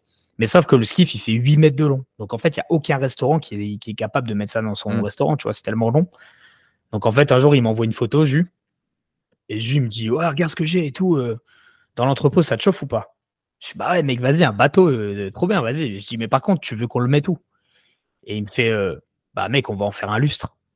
Et là, tu vois, j'ai halluciné. Genre, je me suis dit, mais t'es fou, mec. Genre, comment ça, on va en faire un lustre? Il dit, ouais, t'inquiète, on va mettre des trous, on va l'accrocher au plafond, et puis on va faire passer des lumières et tout dedans. Ça va être incroyable. Et en fait, eux, ils ont des idées de fou, tu vois. Et Julien, il me dit toujours, bah, la seule limite, c'est les idées des gens, en fait. Donc, si toi, tu as des idées, vas-y, nous, on va les mettre en place. Donc, on a eu la chance de pouvoir travailler avec eux. C'est pas donné, c'est un vrai investissement, mais c'est sûr qu'à l'heure actuelle, bah, la plupart des gens qui sont venus dans notre salle, ils se disent, wow, genre, c'est quoi cette salle de CrossFit, quoi? C'est bizarre, et ça n'existe pas, ça, une salle de CrossFit comme ça, tu vois. Qu'un vrai bar professionnel. Tu vois, j'ai un lave-vaisselle intégré dans le bar. Enfin, tu sais, que des trucs que tu vois dans les restos, quoi, normalement. Donc voilà un peu l'histoire quand on a fait travailler que des adhérents de notre salle dans les travaux de la box. J'ai pas fait travailler d'extérieur. J'ai fait travailler que des mecs qui sont à l'intérieur de la salle. Donc électricien, maçonnerie, plomberie, placo, tout ça. On a refait toute la box. Et en fait, par chance, c'était juste notre voisin qui partait, en fait. Donc on a juste eu besoin de casser le mur. Mais au lieu de juste de casser le mur et de rajouter du matos, ce que font la plupart des gens qui agrandissent avec en récupérant le local du voisin. Bah, moi, en fait, l'année dernière, j'ai dit à tous mes gars, j'ai dit, on casse tout, on reconstruit tout. Genre, j'ai dit vraiment, on pète tous les vestiaires, on refait tout à neuf. Et puis, on refait la box, une nouvelle box, en fait. Il y a eu des bons et des mauvais points à faire ça, mais du coup, à l'heure actuelle, T'as mis en pause la boxe, du coup, ou comment ça a duré combien de temps la période? 4 mois et demi de travaux, je crois, au total, quasiment. Un peu avant les vacances de Noël. Donc, tu vois, c'était à peu près à cette période-là, là, il y a un an. Et puis, on a ouvert en mars, je crois, février, mars, avril. Avril, je crois. Non, en fait, on jouait avec les deux salles. C'est-à-dire qu'on faisait les travaux dans une salle, après on basculait le matos dans l'autre. Enfin, ça a été un enfer. Franchement, on a perdu des adhérents à cause de ça et tout, forcément. Mais on voulait pas arrêter complètement la boxe. Parce que ça aurait été insoutenable financièrement d'avoir 6 mois d'inactivité, en fait. Donc, j'ai fait le choix de tout balayer et de repartir à zéro sur une nouvelle page blanche. Mais l'année 2023, financièrement, ça n'a pas été la meilleure année de notre vie. Mais à l'heure actuelle, ça paye. Je suis convaincu que ouais, ça commence à payer très fort. Donc ça, c'est cool.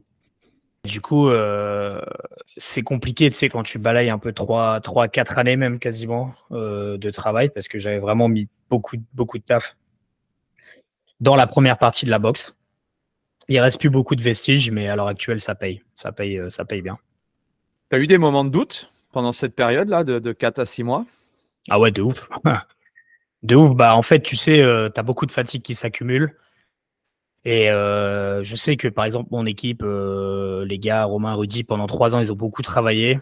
Donc, je leur ai pas demandé beaucoup d'aide, on va dire, sur les travaux, tout ça. Je voulais un peu les épargner de ça, même s'ils m'ont filé un énorme coup de main. Mais je voulais vraiment le prendre pour moi et puis le faire avec des professionnels. Mais c'est vrai que quand je vois le montant investi et quand tu vois les comptes en banque qui dégringolent, ou bah avant, on gagnait quand même pas mal notre vie, c'est-à-dire que la boxe faisait quand même pas mal d'excédents bruts, etc.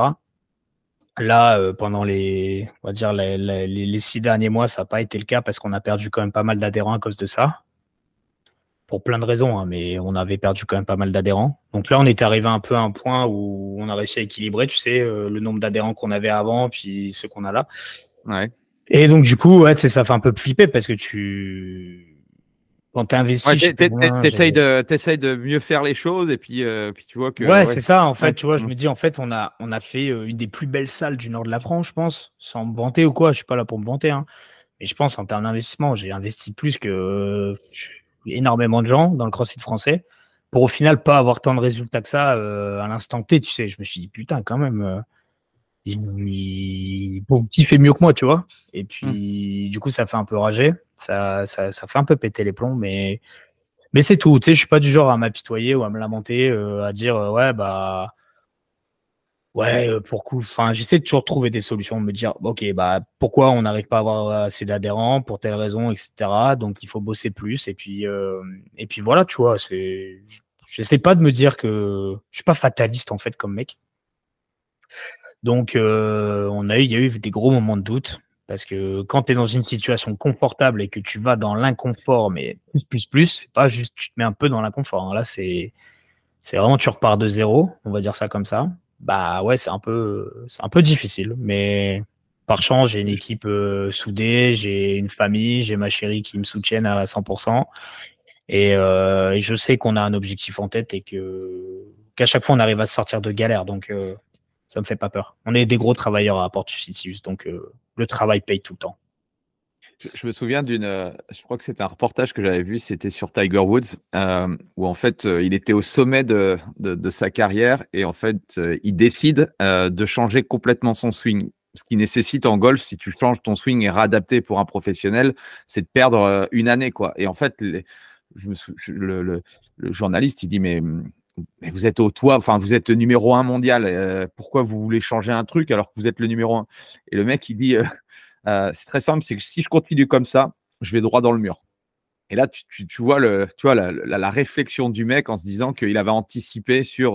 Bon, après sa carrière, forcément, il y a eu des petits couacs, mais je pense qu'il y en a beaucoup dans le business où c'est ça. Si je dis important. dis pas de bêtises, Tony Parker, il a fait pareil avec son shoot au basket, je crois. Je crois que j'avais vu une histoire comme ça où Tony Parker, pareil, quand il arrive en NBA, ils lui ont dit non, faut que tu shootes. Ah, je crois, ouais, effectivement, ouais, je crois que c'est ça, je crois. Ouais, et ouais, il ça avait me dit tout quelque changé chose. et tout, et au final, ça l'a fait exploser pareil. Donc, tu vois, des fois, il faut savoir se remettre en question, puis prendre des risques. Et puis, après, ça, c'est un peu ma phrase. Je dis toujours aux gars et je dis toujours à mes équipes, si tu investis gros, tu vas récolter gros. Mais il ne faut pas avoir peur d'investir gros, et je le dis parfois. Il ne faut pas faire de l'investissement sans réfléchir, hein. Tu ne peux pas dire, ouais, j'investis, puis advienne que pourra, tu vois. Mais c'est de dire, si tu investis intelligemment et tu investis gros intelligemment, généralement, ça rapporte gros par la suite. Du moins, je l'espère. Sinon, bah, j'irai pour l'emploi, tu vois. L'expérience dans un business local, l'expérience visuelle est très importante. Donc, je pense que tu es dans le vrai, quoi. Ouais, puis c'était pour le kiff aussi, tu vois. Genre, à un moment, tu sais, rester dans un hangar 70 heures par semaine, c'est éprouvant quand même. Il fait pas chaud, il fait froid, il n'y a pas de confort. Tu vois, genre, à un moment, au bout d'un an, 2 ans, 3 ans, ça va, c'est cool, c'est marrant le CrossFit, hein. Mais arrive un moment, il faut aussi se donner du confort. Et moi, je voulais donner du confort à mes équipes, je voulais donner du confort à mes adhérents, je voulais, moi, me faire plaisir. C'est-à-dire, quand je vais à la salle, je kiffe parce que la salle est belle, parce que c'est confortable, parce qu'il y a une belle zone d'accueil, parce que maintenant, j'ai un bureau, tu vois, chose que je n'avais pas avant. J'ai un vrai bar, je peux faire des bons cafés. Enfin, tu vois, je me suis acheté du confort. Je le dis tout le temps, ouais, j'ai investi beaucoup d'argent. Je n'ai pas l'un des plus gros salaires du CrossFit français, je pense. Peut-être même un des plus petits. Mais par contre, ma vie à l'heure actuelle, elle est grave cool parce que ma maison, elle est à 5 minutes de la salle. J'ai une belle salle de CrossFit où j'ai tout le matos que je veux. J'ai de la place. Tout est beau, tout est agréable. J'ai un bureau. Enfin, je vois pas pour l'instant ce que je voudrais de plus, en fait. Et avec ta vision de marketeur, qu'est-ce que tu penses voilà, du CrossFit du coup, ça fait quoi? Ça fait un peu plus de 10 ans maintenant que c'est arrivé en France. C'est quoi ta vision, toi, de ce qui se passe et de l'évolution du CrossFit? Mon avis personnel, c'est qu'il faut aller vers plus de qualité. Donc, c'est-à-dire que j'espère sincèrement qu'on va arrêter et que toutes les salles de CrossFit vont arrêter de tirer les autres vers le bas, que ce soit en termes de coaching, que ce soit en termes de prix d'abonnement, que ce soit en termes de suivi, que ce soit en termes d'investissement à l'intérieur de la salle. Parce que tu as quand même toujours une bonne partie des salles qui veulent mettre des abos pas chers, qui veulent faire du low cost pour essayer de concurrencer Basic Fit ou des salles comme ça, tu vois. Et moi, je pense qu'on va droit dans le mur. Je suis assez partisan de moins d'adhérents, mais plus de suivi. C'est ce que j'essaye de faire à l'heure actuelle avec mes équipes. C'est-à-dire, je leur dis, au final, que j'ai 300 ou 400 adhérents ou 500, ça ne m'intéresse pas. Je préférerais en avoir 200 Mais par contre, les 200, on les suit de fou. On a un vrai projet pour eux. Ils ont des résultats de dingue. Je connais ce qu'ils font de leur vie, etc. Donc, moi, j'espère sincèrement que le CrossFit va tendre plutôt vers ça, vers beaucoup plus de suivi des membres et beaucoup plus de qualité à l'intérieur des salles. Je pense que pour certains, ça commence à changer, de ce que je vois un petit peu. Moi, je dis pas que je suis le plus ancien, mais bon, je commence déjà à avoir pas mal d'expérience dans le nord de la France. Et je sais que pas mal de gens regardent ce qu'on fait et s'en inspirent. Donc, j'essaye de toujours un peu donner de la voix. Et puis, ouais, je pense que sportivement, le CrossFit est en train de se développer comme moi, je pensais qu'il allait se développer il y a déjà 10 ans. C'est-à-dire que j'ai toujours dit qu'en fait, un jour, le CrossFit deviendrait professionnel, qu'il y aurait des agents de joueurs, qu'il y aurait des structures avec des athlètes professionnels, parce que c'est le sport qui veut ça. Que tu sois une salle de CrossFit ou que tu sois un club de foot, il n'y a rien qui change, à mon sens.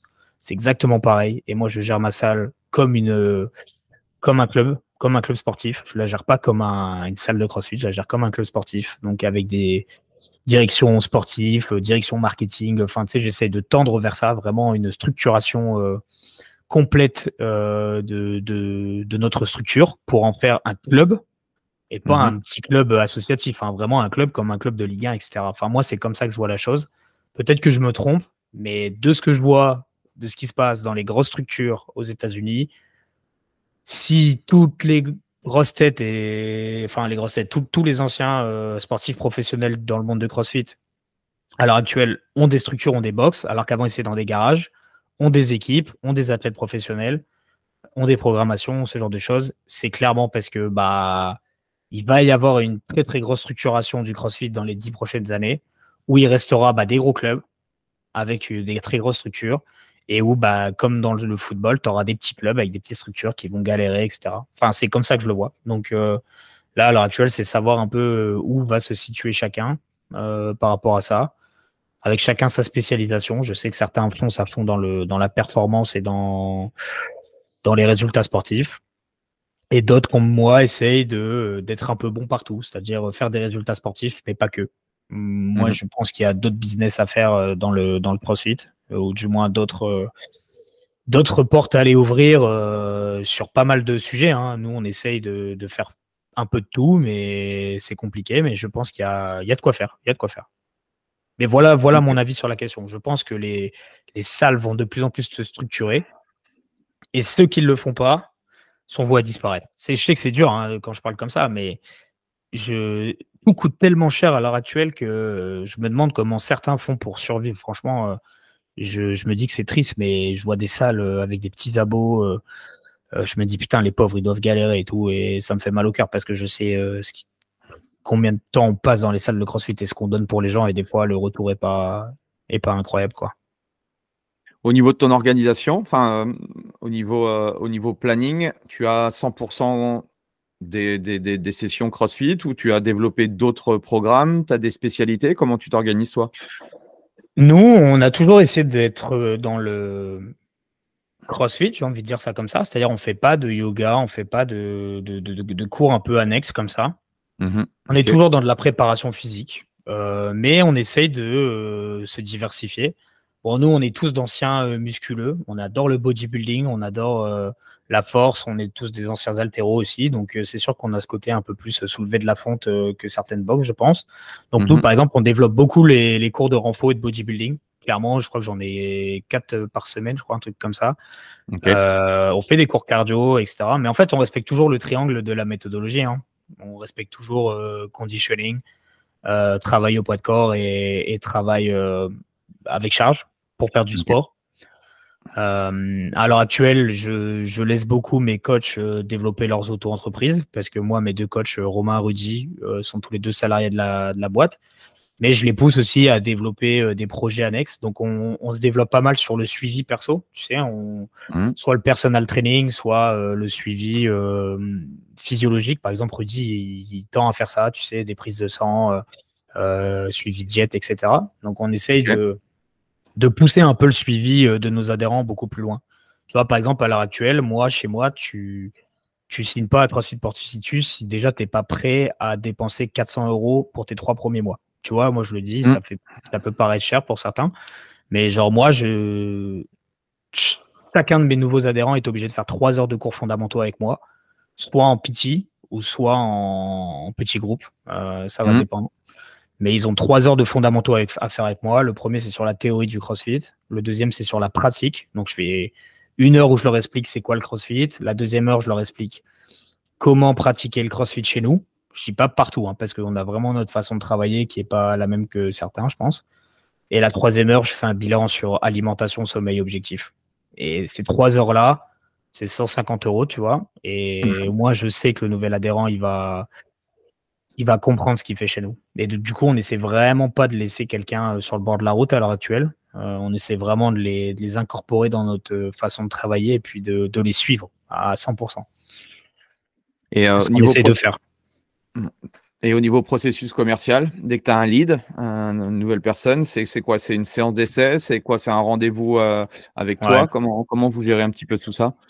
Alors ça, c'est vraiment le point qu'on essaye de développer le plus à CrossFit Porticus parce que pendant des années, je trouve que on n'est pas mauvais, mais il n'y avait pas vraiment de process, tu sais, c'était un peu à l'arrache. Donc, le gars venait et puis on essayait de le tenir juste par le fait qu'on coach bien les gens chez nous. Mais à l'heure actuelle, on essaie d'avoir un vrai suivi. J'ai pas mal étudié un mec qui s'appelle Alex Hormozy. Je pense que tu le connais. Et j'ai pas mal étudié Jim Lunch aussi. Je crois que c'est un de ses bouquins. Et aussi l'offre à 100 millions. Enfin, des bouquins comme ça, tu sais, sur les processus de vente. Parce que même si j'ai fait du marketing et du commercial, c'est pas quelque chose qu'on m'a vraiment trop appris. Et donc, du coup, en fait, nous, on a un vrai processus à l'heure actuelle qui est sur 90 jours.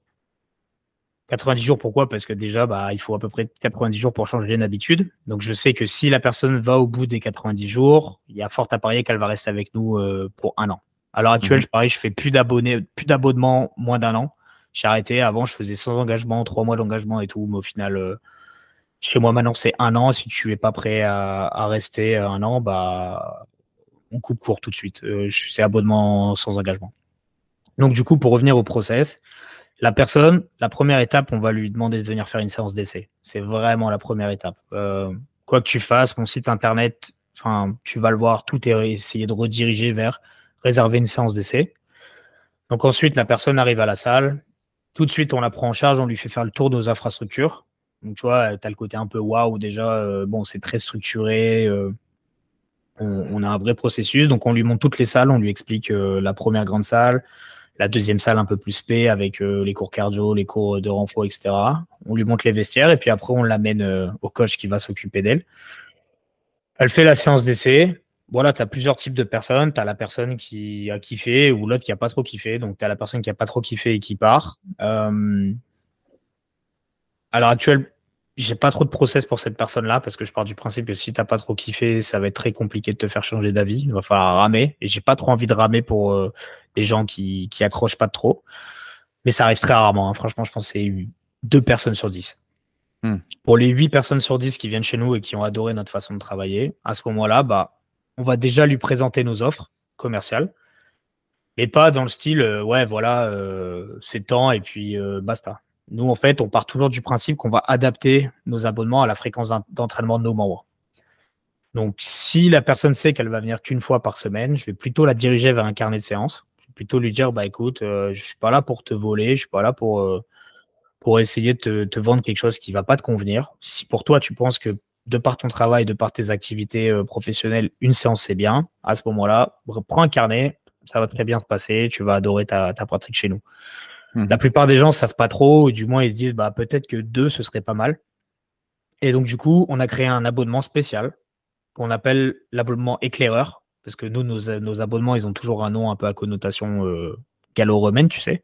Donc, l'abonnement éclaireur, son nom l'indique très bien. Tu es là pour découvrir un peu notre travail. Donc, en fait, c'est un abonnement sur 90 jours, 3 mois, où tu peux faire 2 cours par semaine sur 3 mois.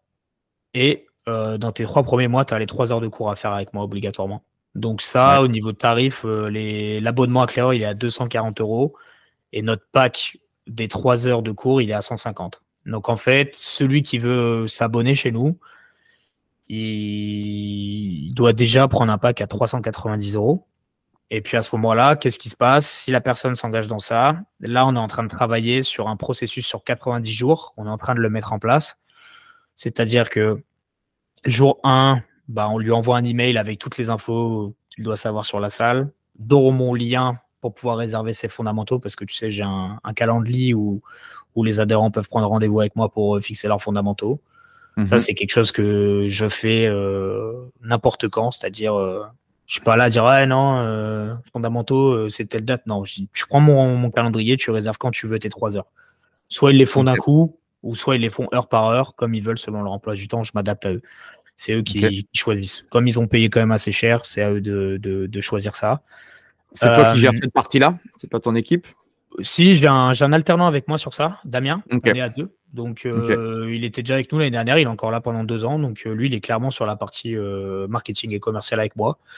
Ok. Moi, je suis plutôt le relais en termes de coaching et lui, c'est plutôt vente plus dispatch, email, suivi du client, etc. avec pas mal de données, de data. Parce que maintenant, on essaie de traquer un peu tout ça en termes de données, savoir ce qui se passe, pourquoi les gens restent, pourquoi ils partent, notre taux de rétention, tout ça. On essaie vraiment de réfléchir à toutes ces données-là. Et puis, du coup, bah, ensuite, dans les 90 jours, bah, il se passe pas mal de trucs. Donc, on va t'offrir un t-shirt, on va t'envoyer des emails pour expliquer les différents cours. Qu'est-ce qu'on va faire d'autre?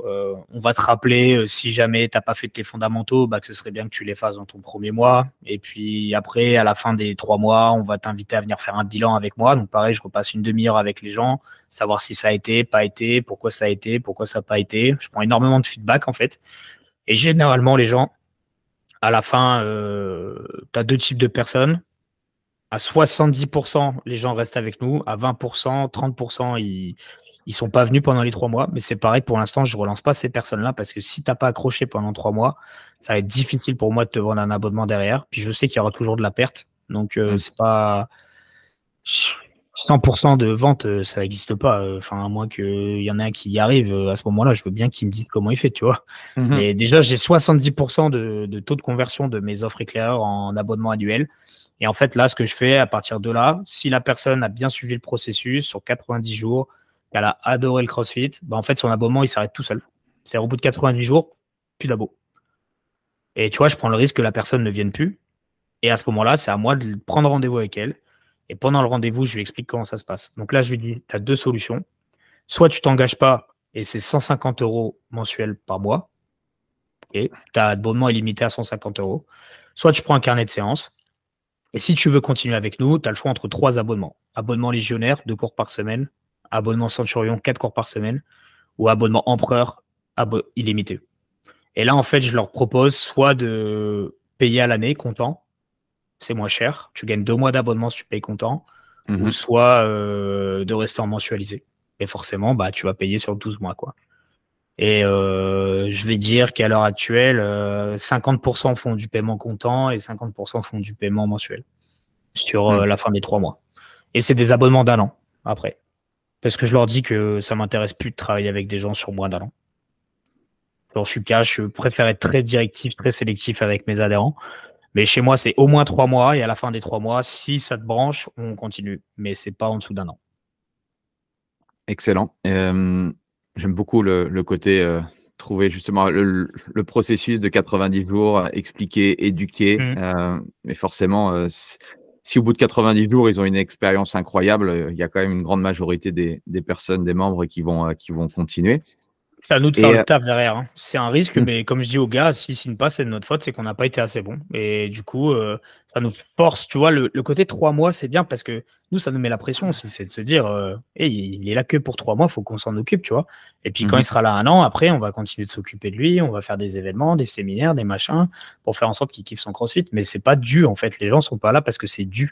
On en a perdu beaucoup des membres à moi et je pense qu'il y a au moins 1000 personnes qui sont passées dans ma salle et à l'heure actuelle, j'en ai plus de 350. Donc, tu vois, il y a 700 personnes qui sont passées depuis 5 ans dans la salle et qui, soit ils sont venus, sont repartis, etc. Et ça, à mon sens, il faut travailler beaucoup plus là-dessus. C'est pas des choses qui sont innées, il faut se remettre en question, il faut travailler, il faut faire du feedback avec les adhérents et puis il faut trouver pourquoi ils partent en fait. Et et de se dire que bah, c'est de notre faute. Bon, après, il y a plein de raisons. Hein. Si un mec il déménage, malheureusement, tu vas pas le garder, quoi, tu vois. Mais moi, je garde pas les gens. C'est-à-dire, celui qui veut vraiment partir de chez moi, je retiens personne, en fait. Donc, je veux que les gens soient chez nous parce qu'ils ont envie de travailler avec nous et parce qu'ils savent qu'on fait du bon boulot. Et c'est mieux de travailler comme ça, c'est moins de pression. Et comment tu fais pour augmenter ton panier moyen? Ah, ça, c'est un peu ma spécialité, ça. Bah, déjà, le bar. Nous, en fait, quand on a créé la taverne d'Itius, c'était clairement pour ça. C'était de se dire, nos adhérents, il faut pas qu'ils juste viennent faire du CrossFit.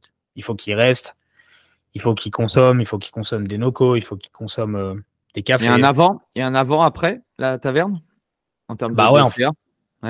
ouais. Bah déjà, en fait, à l'époque, quand j'avais pas fait les gros investissements, les gens, ils dépensaient quand même pas mal. Après, comme je dis toujours, on est dans le nord de la France, donc tu sais, il y a ce côté vachement convivial et puis ce côté boire un coup qui reste assez souvent. Donc, on a mis en place 2-3 process déjà dans la nouvelle salle. C'était de dire que bah, l'accueil, c'est le bar. Donc, direct, quand tu arrives, si tu veux juste venir boire un café ou une noco, tu viens juste boire un café de noco et tu te poses, quoi. Et ça a toujours été comme ça. Moi, j'ai toujours été derrière le bar. J'ai toujours été un peu le tavernier, même au début de la salle, tu vois. Je me cache pas. J'essaye d'être un maximum là pour les gens et puis de faire en sorte qu'ils viennent me parler un peu de leurs problèmes psychologues. Enfin, c'est un truc que j'ai toujours bien aimé faire et j'aime bien parler avec les gens. Et puis après, on a toujours aimé faire des t-shirts. Par exemple, moi, j'ai ma machine pour floquer mes t-shirts moi-même. Ça, c'est un truc que pas mal de mecs dans le CrossFit me demandent maintenant, mais c'est des choses que j'ai fait directement pour histoire de pas être sous pression de partenaires ou d'être dépendant, tu sais, de prestataires extérieurs. Ok, je fais des collaborations avec certaines marques, mais en fait, je préfère tout faire moi-même. Tu vois, j'ai envie que si je dois gérer un process dans la box ou un projet dans la box, c'est moi qui gère. C'est pas je fais venir un intervenant machin pour faire ça dans ma salle ou non. J'ai des partenaires avec qui je travaille. J'essaie d'en avoir des bons et pas beaucoup. Mais par contre, c'est moi qui gère tout à l'intérieur de la salle. La vente, c'est moi, c'est mes équipes. Les gens viennent. Pareil, tu vois, notre corner shop, là où on vend toutes les maniques, les t-shirts, etc. Il est dans le passage, en fait. On l'a pas mis dans un coin caché. On l'a mis vraiment dans le passage des gens. Tous les jours, ils passent devant. Et pareil, tu vois, mon alternant, toutes les semaines, il change les objets de place pour pas que les gens soient habitués, en fait. Tu vois, des petits process de vente comme ça qui se font dans les magasins. Ça, c'est des choses qu'on a mis en place. J'ai mis une fléchette, tu vois, dans notre coin chill. J'ai mis une fléchette, c'est con, mais des gars qui jouent à la fléchette, il y en a tous les jours, quoi. Puis du coup, ils boivent une petite boisson, une petite noco, tout ça. Tu te dis, je suis pas une grosse box, mais je vends 300 noco par mois, je crois, un truc comme ça. Ouais, tu te dis, c'est quand même fou, quoi. Je pense que je suis un des mecs qui vend le plus de boissons en France, quoi. Et on a des bons partenaires par rapport à ça. Je travaille avec Maxence Boss, Ilfi Life Lille, qui me fait un travail incroyable sur des propositions de produits qui marchent et qui marchent pas. Et comme il est sur Lille, c'est vraiment à 1 heure de la salle, donc c'est très facile de travailler avec lui. On a la chance de travailler avec Pépi aussi, le logiciel de réservation là, et eux ils ont mis en place un truc qui s'appelle Cashless. Donc Cashless, ça permet aux adhérents de mettre soit de l'argent sur leur compte ou soit d'avoir une note, tu sais, comme dans le bar. Ouais. Bah c'est con, mais comme nous on a un digital, bar, quoi. bah ouais, bah, comme nous on a un vrai bar dans la salle, bah les gens ils ont les mêmes habitudes que quand ils vont boire une bière en fait, tu vois, c'est exactement pareil, c'est-à-dire bah vas-y, mets-moi sur mon compte, tu vois. Et une tournée de Noco à tous ses potes après le WAD là, il dit mets-moi sur mon compte. Puis à la fin du mois, je fais des rappels, les mecs ils payent leurs notes et puis ça fait des ventes additionnelles quoi. Je sais, c'est ce qui nous a permis de nous développer fort à la salle. Parce qu'il y a plein de salles qui ne le développent pas. Et moi, ça, c'est 30% de mon chiffre d'affaires, les ventes additionnelles. Donc, c'est énorme. Je sais plus, je crois que en moyenne, on doit être à 5 ou 6 000 euros de ventes additionnelles par mois. Quoi. C'est un vrai budget. C'est un vrai truc qu'on travaille. Quoi. Chez Damien, mon alternant, il est que sur ça quasiment. Vente additionnelle, suivi client. Et tous les coachs sont formés sur Pépi. Tu vois, j'ai Rudy, c'est un de mes meilleurs commerciaux sur la vente de Noco, tu vois, pourtant c'est mon head coach. Mais lui, ce qu'il fait, c'est qu'il se fait payer ses consommations par les adhérents, tu vois. Genre, si un adhérent, tu sais, il essaye de, ça je le dis toujours, mais s'il essaye, tu sais, un peu de dire, ah, Rudy, je peux mettre un peu moins lourd sur la barre et tout, il dit, ok, mais tu me payes Noco. Tu vois, c'est des trucs cons, mais c'est des trucs qui font bah, que les gens, ils font vivre la box comme ça, là, Ils achètent quelques Noco, une barre protéinée, et puis comme ils passent un bon moment, bah, ils boivent un café, ils restent ici, ils passent plus de temps. Comment tu fais Bah, pour pousser le personal training? Ou est-ce que tu as mis en place des choses pour pousser le coaching individuel ou des choses comme ça? pour l'instant, je le fais pas. Je laisse les coachs gérer ça eux-mêmes parce que j'ai Ok. pas la foi de m'en occuper. Et puis c'est pareil, nous on n'a pas des gros salaires dans la salle parce que les salaires coûtent très cher en France. Donc je préfère dire aux gars, ils le savent que bah, le personal training c'est du plus pour eux. Moi j'ai pas de, je suis très bien avec mon équipe de coach. J'essaie toujours de les aider au maximum à bien gagner leur vie. On a toujours été ensemble, ça fait 10 ans qu'on se connaît avec Romain par exemple, et je sais que ça peut leur permettre de mieux vivre, de faire du personal training. Comme c'est des choses que je fais pas, moi je leur ai juste dit que je veux que les adhérents aient un abonnement qui leur permette de réserver des créneaux en open gym, par exemple. Donc c'est au moins un abonnement illimité si tu veux faire du personal training. Et si jamais la personne ne veut pas, il va devoir payer en plus un petit pécule pour moi, payer le matériel, l'usure, l'utilisation de la salle, entre guillemets, tu vois. Mais c'est l'adhérent qui paye, c'est jamais le coach. Parce que je pars du principe que moi, je fais rien, hormis lui mettre à disposition le Matériel. matos. Et puis, ouais, et puis du coup, lui, ça lui fait un peu plus de sous à la fin du mois, quoi. C'est important aussi que les gars soient bien payés. Malheureusement, on peut pas avoir des gros salaires pour l'instant parce que tout coûte cher. Mais donc, du coup, ils arrivent à se faire une petite prime à la fin du mois grâce à ça, et je sais que bah, c'est ce qui les fait tenir et pas changer de métier, quoi, parce qu'il faut pas se le cacher, à l'heure actuelle, être coach sportif dans une salle de CrossFit en France, qui gagne plus de 2 500 € à l'heure actuelle, quoi, tu vois, je suis pas sûr qu'il y en ait beaucoup, hein, vraiment des coachs. Moi, je vois, j'ai Quentin là qui a fait son BP chez nous, j'aimerais beaucoup le prendre à temps plein, mais moi je lui dis, mec, je peux pas, tu vois, parce que je peux pas te donner plus de 10 heures de coaching parce que financièrement, on peut pas, quoi. Et ça me fait mal Mhm. au cœur, hein, parce que tu le vois galérer, tu le vois, c'est un super mec, un super coach, mais bah, financièrement, les salaires coûtent cher, donc on peut pas, quoi. Donc Et ça, je les laisse gérer eux-mêmes. au niveau justement du personnel, tu as fait le choix de les prendre en CDI? Ouais, direct. Ouais. Ouais, ouais, ça, c'est un truc, Pour quelle raison? stabilité et implication à la salle. Mhm.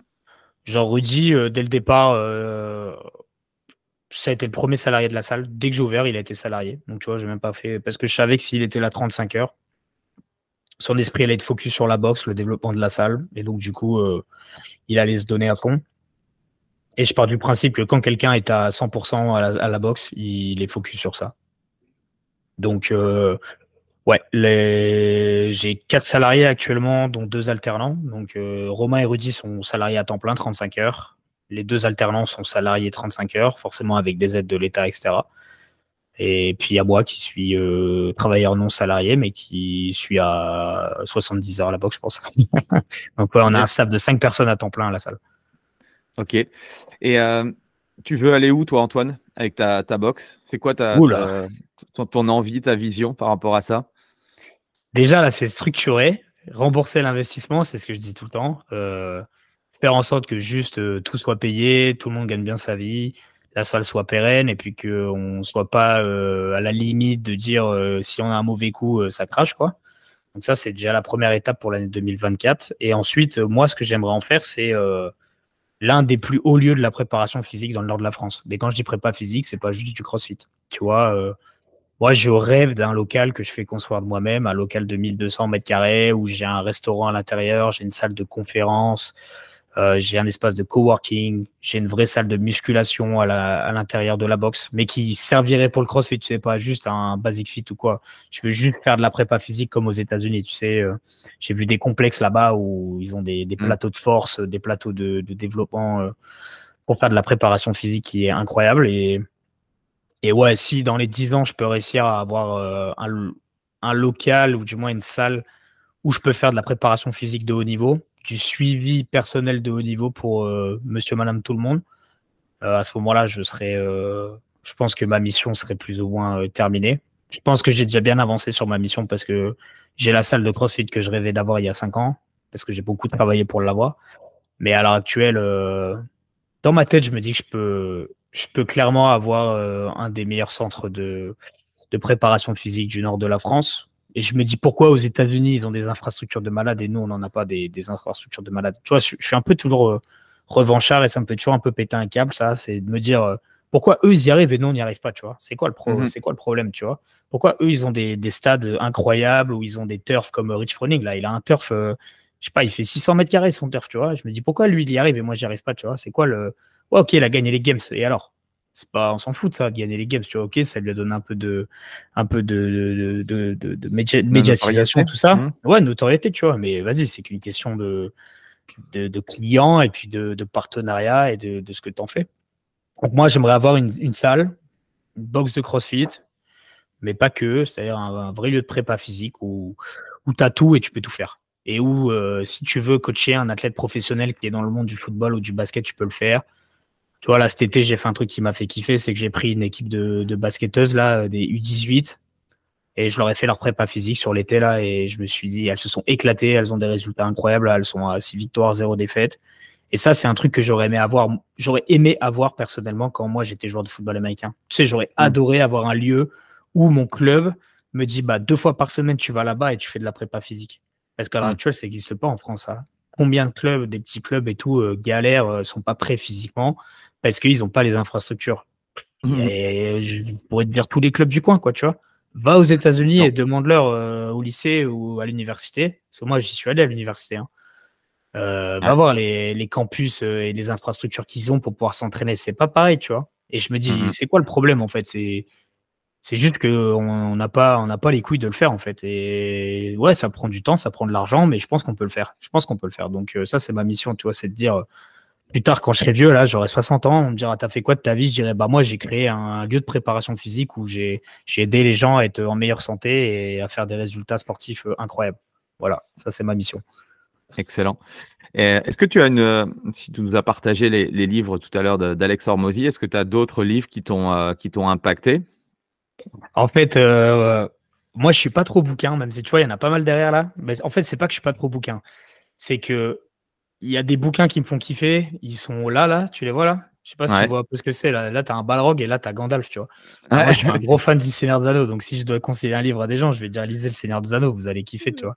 Mais parce que moi, je lis que des livres fantasy, que des trucs comme ça. Et il y a quelques livres comme ça, un peu marketing que je lis. Mais en fait, je passe plus de temps à écouter des podcasts et puis à lire des articles sur Internet plutôt que juste lire des bouquins parce que je suis très digital comme mec. Bah, tu vois, regarde, j'ai un setup complet. Tu vois, j'ai un vrai bureau de geek. Je suis un vrai geek dans l'âme. Donc, je suis pas trop bouquin. J'essaie d'en lire plus maintenant à l'heure actuelle. Alors, quel podcast tu écoutes? Bah, moi, j'aime beaucoup, c'est les podcasts de Best Hour of the Day, tu sais, les Américains, là. Ces gars-là, je trouve que c'est une vraie source d'inspiration pour moi, ce qu'ils font. Je trouve ça incroyable. Après, il y a mon pote Sean, Upside Strength, qu'on a fait venir il y a 3 semaines à la salle. Clairement, je sais pas combien de podcasts de Sean j'ai écouté, mais ouais, ça fait partie des mecs que j'écoute beaucoup. Bon, en fait, j'ai encore plus de, j'ai plus de caméra. C'est pas grave. Je finis. Oui, dernière petite question pour ceux qui nous écoutent, que ce soit des honneurs de boxe ou des coachs. Quel est le message que tu aimerais faire passer? Moi, le vrai message, c'est croyez en vos rêves. Si vous avez une idée pour votre boxe, arrêtez de regarder ce que font les autres. Moi, j'ai jamais trop suivi à 100% ce que faisaient les autres. J'ai pris les bonnes idées là où il y en avait. Et ça, je le cache pas. Ok, moi, je suis pas plus intelligent qu'un autre. J'ai vu ce que faisaient les meilleurs, ou du moins des gens que j'estime être les meilleurs. J'ai clairement plus ou moins copié ce qu'ils faisaient, mais en l'adaptant à ma salle. Et pour moi, c'est comme ça qu'on y arrive. C'est en se disant, bah, j'ai un objectif, j'ai un rêve. Et qu'est-ce que je mets en place? Comment je travaille pour pouvoir y arriver? Et moi, clairement, je suis pas le gars le plus talentueux, mais par contre, je suis l'un des mecs qui travaille le plus. Et donc, du coup, j'ai pas peur de travailler sur mes jours de repos. J'ai pas peur d'aller chercher des infos. Puis, il faut être curieux. Faut être curieux et travailler. Ça, c'est les 2 trucs que je dirais toujours. Soyez curieux, travaillez beaucoup. Et comme dirait Greg Glassman, care, and the rest will follow. Tu t'occupes des gens, tu les écoutes, tu restes pas indifférent à ce qu'ils te disent. Des fois, faut pas trop les écouter non plus parce qu'il y a beaucoup de gens qui vont vouloir te mettre des bâtons dans les roues. Mais si tu care, le reste, il va suivre. Donc, ouais, ça c'est mon point final sur tout ça. Eh ben top. Merci en tout cas, c'était super inspirant. J'ai pris quelques notes, donc merci à toi. Je t'en J'espère prie. que ceux qui écouteront et qui écoutent jusqu'au bout ont apprécié aussi. Pensez à mettre un 5 étoiles et un super commentaire à Antoine. Franchement, merci à toi. J'ai hâte de voir du coup dans quelques mois, ou si on refait un podcast dans un an ou autre, voir l'évolution. Merci Antoine, merci tout le monde. Et puis Merci à toi. on se retrouve la semaine prochaine pour un nouvel invité. Merci tout le monde. C'était cool, merci Andy. Ciao. Voilà, c'est fini pour aujourd'hui. J'espère que l'épisode vous a plu. Merci d'avoir passé ce moment en ma compagnie. Deux petites choses avant de vous quitter. Si vous cherchez les notes de l'épisode ou que vous voulez tout simplement me contacter personnellement, allez sur mon site andypoiron.com. Donc tout attaché, www.andypoiron.com. Vous trouverez toutes les informations nécessaires. Et dernière chose, et c'est la plus importante pour moi, si vous voulez m'aider à promouvoir ce podcast, eh bien vous mettez un avis 5 étoiles sur Apple Podcast. Si vous regardez cet épisode sur YouTube, eh bien pensez à liker et à vous abonner à ma chaîne YouTube, et pensez à en parler autour de vous, pensez à en parler à vos amis ou à vos collègues dans le fitness. Ça permettra véritablement à ce podcast d'avoir beaucoup plus de visibilité. Voilà, en tout cas, merci, à très vite pour le prochain épisode.